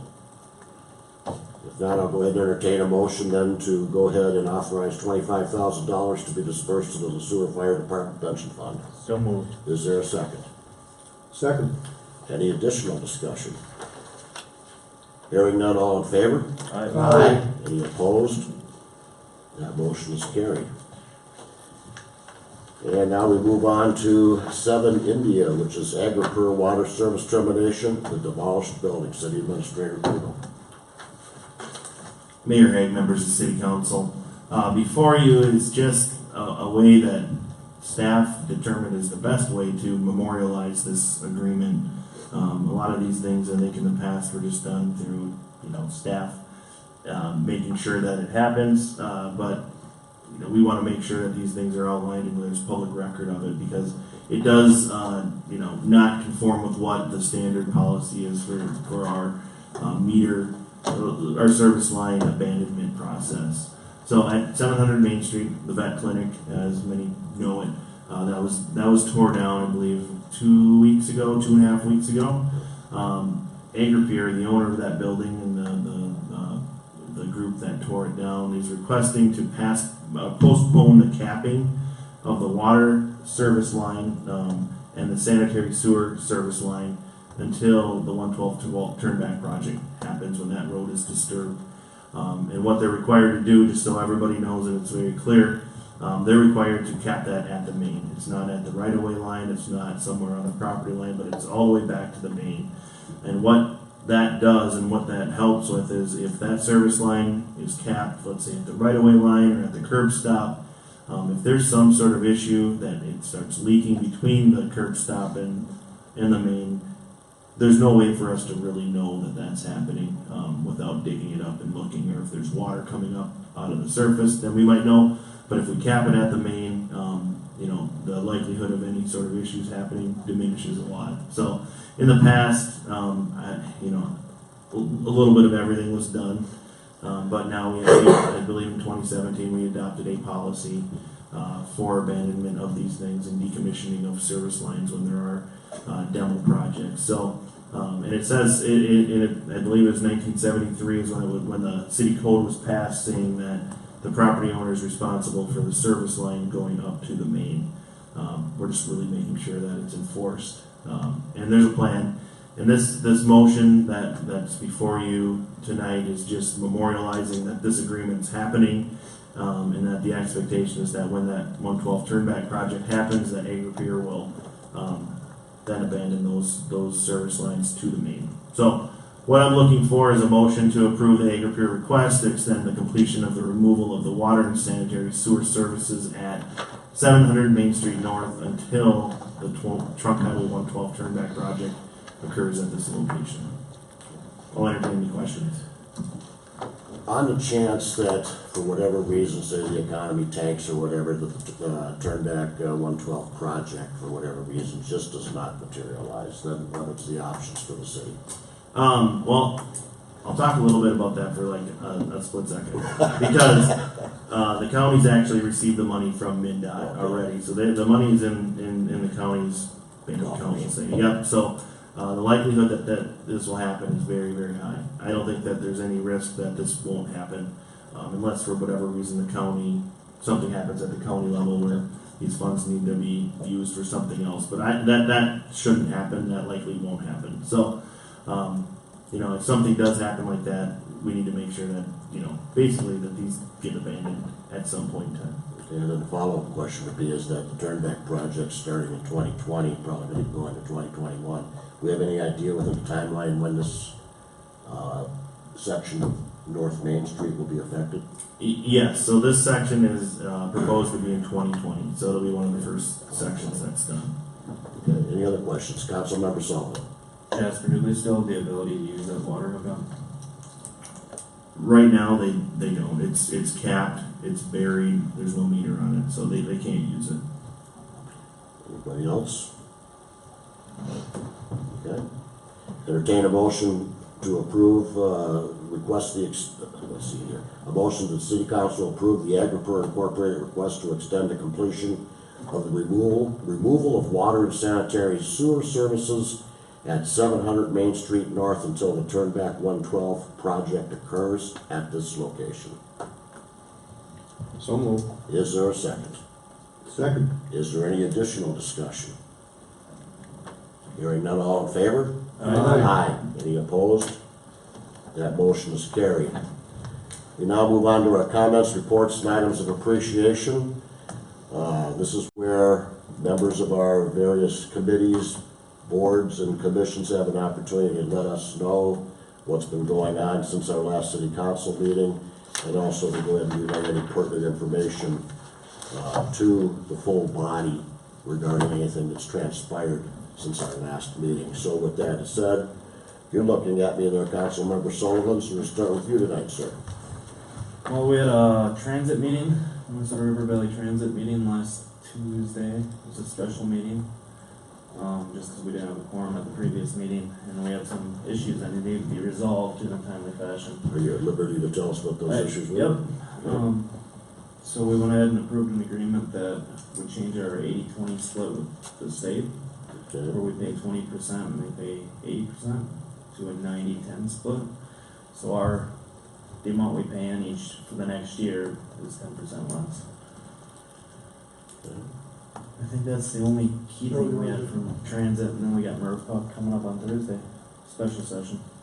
Well, that's a special meeting, you said? Yep, That's Thursday. that's it. Okay, can I get your interpretation of how the business expo went, please? Did you get a chance to talk to some citizens and did they voice any concerns or any of our business owners and anything that they want to share with you? I think we had a great turnout. I was only there for a short period of time because we had a Yeah, the MRF as well. Yeah. But I think overall it was a good turnout. Okay. People seemed happy. Thank you, Councilmember Families. Well, we were there for longer than a short period of time. We were there for an hour and a half, and then we were to River Park, and then we went back again for about 45 minutes or so. What's happened in your world, sir? River Park, the reason why we're having a special session is to discuss rates. I've talked with Jasper about this at length.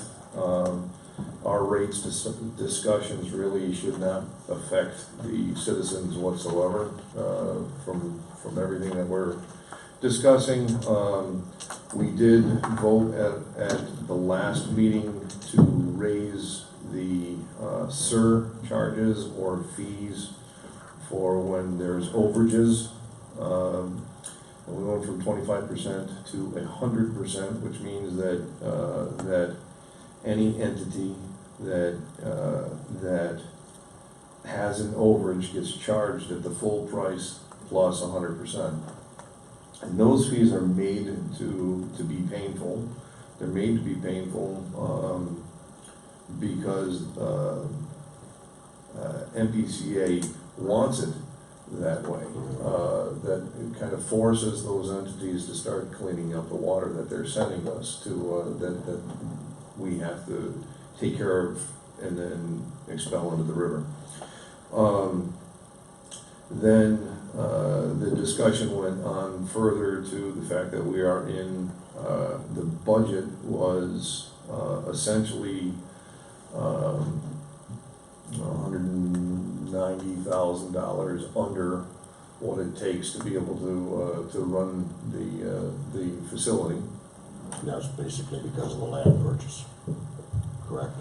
No, that was all allotted for in the budget, okay? But the problem with that, the problem that happened, or what's happened is that with the new centrate line, when that went in, we found, which Jasper predicted, was that it was going to show that the city of Sueur was actually had a lot less flow than what originally, before all of our updates and stuff, what it was showing. Also, the fact that AgroPure is sending us less solids, they're getting rid of stuff, we're not processing that the way we were.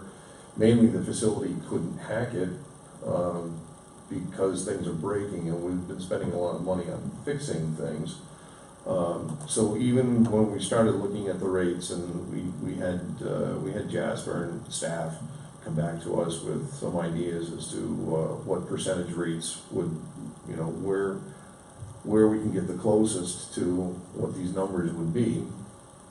And in reality, even at the highest numbers that they gave us, we were still like $90,000 shy of what we needed.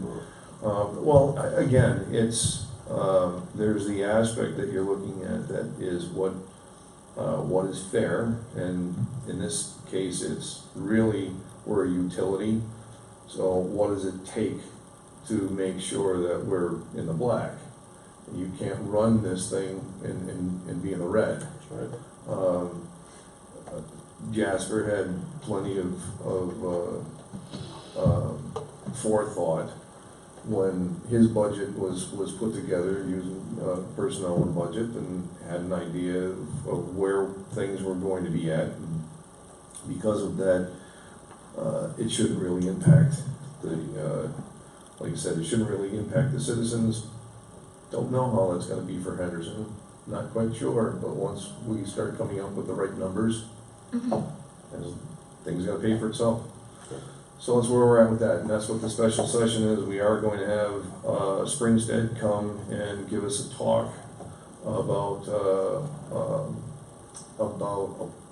their version of how we should arrive at the correct numbers. So they'll do an evaluation of every aspect, and our end of that, after they give us their spiel, is for us to sit down with the charts and graphs and implements of destruction to try to figure out on our own what it's going to take.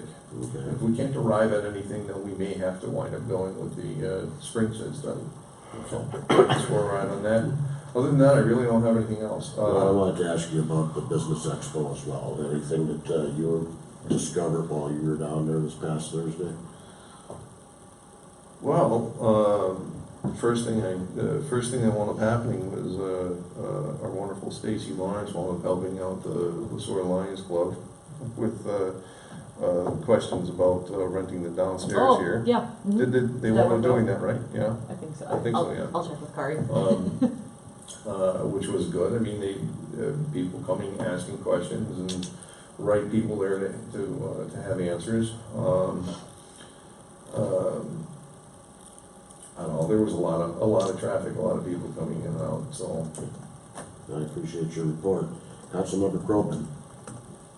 Let me preemptively answer your question about business and what is it, retail and business expo? Yeah, business and retail business. Okay. I'm beginning to understand that they'll probably change the name again finally. Okay. A lot of people there. I had an opportunity to meet with a young man who was asking questions about city council, about government in general. He was a Boy Scout on a project. I observed our staff really engaging with people. It was a pleasure to see that. Zach was there even as one of our newest members, and Stacy, of course, was there when I was there, as was Sam. So they were doing a great job. I didn't have many people coming up to me and asking questions. I roamed around a little bit to see how things were going. It was an exciting evening, I think, for our city. It's really kind of fun to see the parking lot full. Although Julie told me if the vendors would not park there, it wouldn't be quite as full, but that's another story. Okay. I want to talk about the Airport Commission. Please. You haven't heard much about this in the past, except we didn't meet. Well, that's not the case anymore. We met on the 4th of April. All 5 commissioners, which would include the 4 appointed by the council, plus me as the city council person, were in attendance. Staff was there, Jasper, Andy, Rick, Silas, who from Bolton and Mink, who's our airport expert. We also had a number of owners for the hangars. And also our fixed base operator, a little technical term. You'll think of it as Scott's helicopter. He was there also for a while. We covered the history of the airport. Some of this will come to you in a later time in a report. We learned that this year we project an income over expenses of about $3,665, so we're not losing money. We talked about safety at the airport. Our airport manager, Andy Semensky, told us a little bit about issues with one time having a vehicle on the runway and how that was being handled. We have what are called incursions, which would be, for example, if somebody with a piece of farm equipment comes across the runway, which they're not supposed to do. But he's aware of those, and we're making sure they don't happen. We had a good discussion with the airport hangar owners who sponsor an event in the spring. Not the Lions fly in, but rather it's an antique aircraft show that occurs. And they want to use and basically need to use a grass runway rather than the paved runway. These are all very light aircraft, and they're actually made to land better on grass than on a hard surface.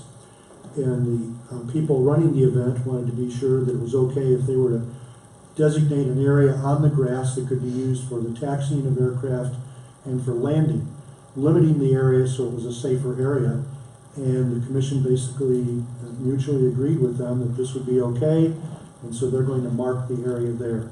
But they're going to basically put cones out there, red cones, telling the aircraft where they can land and where they can maneuver. So it was a very cooperative sense of working with the hangar owners who deeply involved with this for many years. The commission also concurred with city staff regarding the fueling station enclosure. Right now, the fueling station has a hose reel that's exposed to the elements. That causes deterioration not only exterior on the hose, but interior, which means particles get into fuel. And so the idea came up to put an enclosure over this. It only costs $1,235. The city is going to do this out of our regular budget. The staff already had planned to do it, and the tenants out there were very encouraged by that. They were happy with it because it not only serves them, but it encourages people to come and buy fuel here.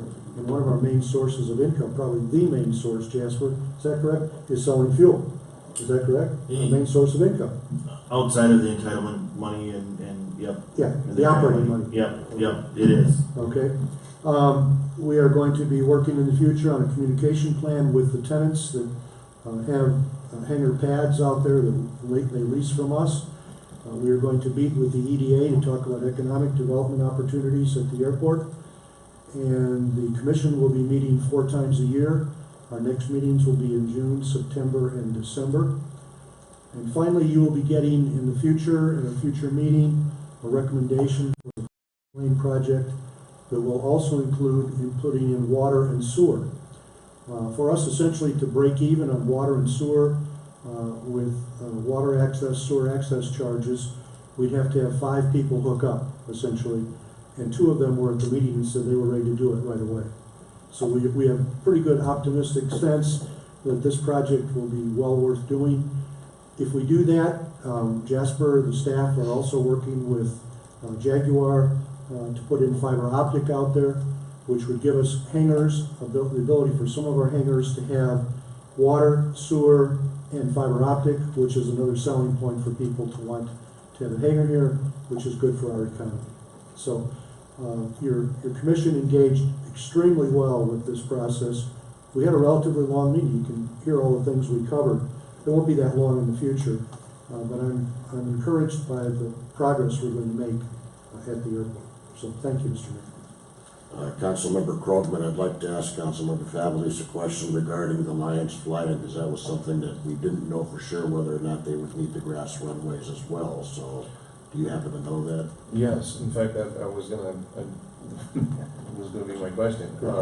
Was there any discussions about keeping that taxi or that runway cleared and mowed? Because in the past, the tenants were mowing that and kind of got in trouble for mowing that, but it was mainly because some of them have some anti-aircraft, and it was exactly why they wanted to land on that.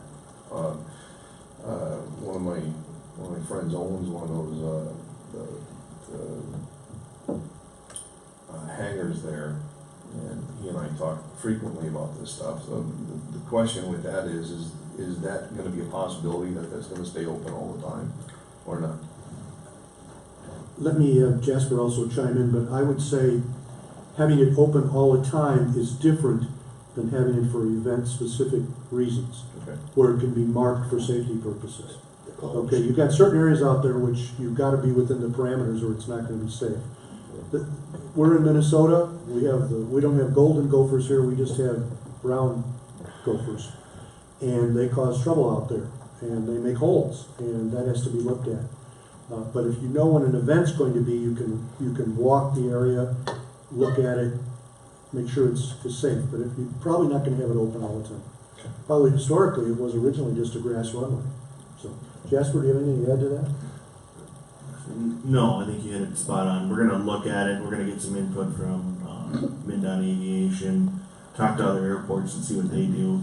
Eventually, it'll go to the airport commission, and if we want to have that open all the time, we'll have to talk about it and get that authorized. Right now, it's not, and it's not because of staff safety concerns with some of those pocket gopher holes. the incursion possibility, just general confusion about having it not officially designated, but our runways are. We don't have, it's line of sight, it's site landing, so you're not using radio or instrument landing.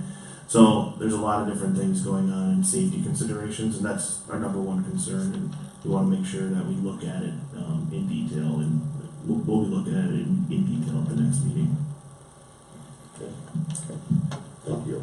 Councilmember Huntington. Thank you, Mayor. I too went to the retail business, and it was really a lot of people, and it was really a lot of fun. I've always enjoyed those things. A couple things. Marvin's talked about the MRVT, so I'll just help the HRA. At our regular meeting, the only thing that stood out there, we did our yearly review of our executive director, Monica. She did an awesome job, still does, and I can say about that, she does a great job over there. So lastly, I want to piggyback on something we did earlier in this Treasures in Town deal.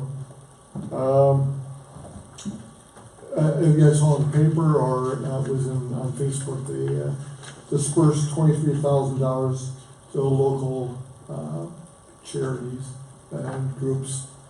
Along with the fire department, there was other ones. I happen to be a vice president of the United Fund, and we received money from them as well. Just a little bit of a note about Treasures in Town. I inquired of how much money they've given out since they've been in business. In case anybody wants to know, it's $163,000 they have given out in 13 years they've been in existence. So they're a great group of people, great board, and great treasure in town. Great name. So that's all I have. Thank you so much, Councilmember Huntington. City Attorney Skubis, do you have anything for us tonight? Just briefly, want to thank council members, city staff for making my transition pretty easy here, taking over from Mr. Coriel. Did have a little hiccup today, so it's just kind of a reminder that I don't know everything that went on here with Mr. Coriel was handling. There was a issue that was approved by the council last November, December, and it was submitted to my office for filing and didn't get filed. So I've worked with Ms. DiMaggio today, and we'll be contacting her tomorrow to apologize for that and getting that taken care of. It's a minor issue, but it's just kind of a reminder that if there are issues that need legal consult, please feel free to reach out to me by email, phone call, stop in the office, and I will make the time to learn the issue, even if I wasn't maybe primary attorney on it at the beginning, because it is kind of it's a transition period. So I appreciate you guys' everyone's patience with it, and we will respond accordingly as issues arise, or as issues come back up that maybe I wasn't first attorney on, that I might need to grab a file and review and maybe have a meeting or a lunch or something with some people as well. So again, thank you for your patience as we do the transition here, and it's never a perfect transition, but I'm aware of that, so please feel free to reach out if there are issues that you feel aren't being addressed that you thought maybe were resolved long ago. Thank you for the open invitation.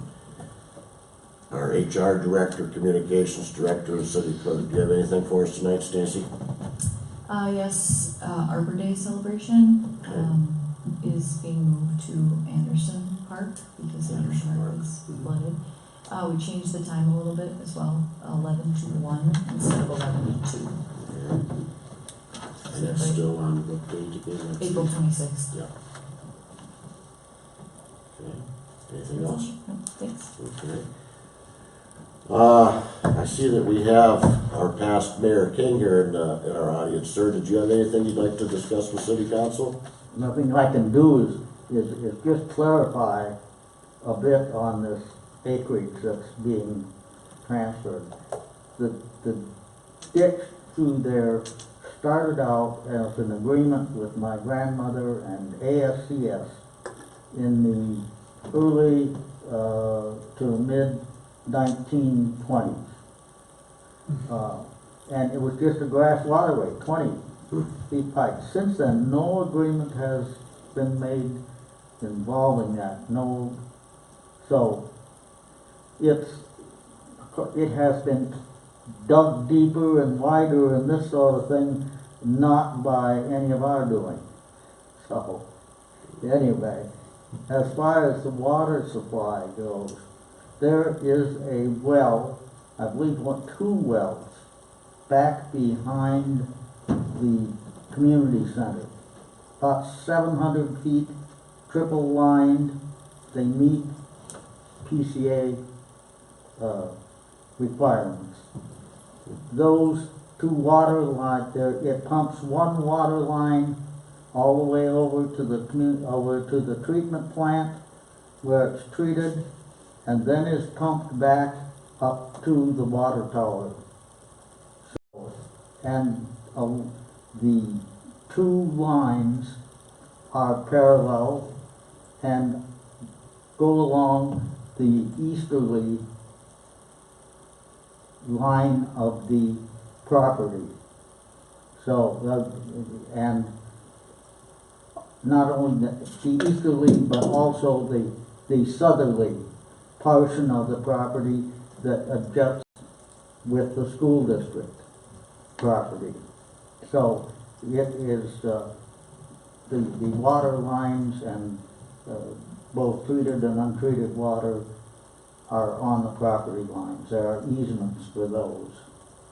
But there never has been an easement as far as that drainage ditch goes, except with my grandmother in the 20s for a grass waterway. Wow. Yeah, so I said 50 years, it's more like 100.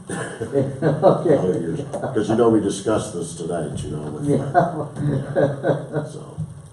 And I don't know, perhaps you may have seen it on live stream or Facebook and thought, well, I better come on over here and help us out a little bit. So we certainly appreciate you being here in attendance. Is there anything else that's on your mind, sir? Nope. Okay. Well, thank you. Appreciate it. City Administrator Kruger, before I pass it on over to you, I just want to go ahead and thank everybody that took the effort to come to the Business Expo. Great turnout. Unfortunately, I had some health concerns. I was not there. But I certainly appreciate you guys for taking your time and pressing the flesh with our business owners and our citizens and also the staff. I know you had a lot of people that were asking about things associated with our community center and our rates and things of that nature. So thank you so much for taking care of that. And I think you also addressed some issues regarding our various utility rates too. So it's very much appreciated that you guys were there to do that. I had an opportunity to take to swear in our new members of our airport commission, and I just want to go ahead and echo my congratulations to what the amount of hard work that was put in to get this airport commission to where it is right now. Councilmember Krogman was instrumental in doing that, and I think I've said this before, but I'll say it again. You've done yeoman's work with where we were to where we are today, so thank you so much for that. I mean, Mr. Mayor, the staff really helped a lot. Oh, yes, without a doubt. There was an awful lot of meetings associated with this airport, and some of us had the pleasure of partaking in some of those meetings. So from where we were to where we are, it's just amazing that in such a short period of time we've got to where we are today. City Administrator Kruger, the floor is yours, sir. Mayor Hague, members of the City Council, first thing I want to point out, Mr. Favalise said that I came up with this idea about the Sentry. It wasn't, it was the operators. They just talked to me about it. So I just conveyed it to the board. So I can't take credit for that, but it was a team effort. The next thing I want to talk about it quickly is just maybe saw a poll on Facebook about possibly having some summer ice going on at the ice arena. We're still looking at this, but we figured out how much it would cost to run. What I've tasked our kind of group of recreation manager and coordinator with doing is finding people to fill up the ice time to see if we can actually do it. So we've gotten a very positive response from people who want to utilize that ice time.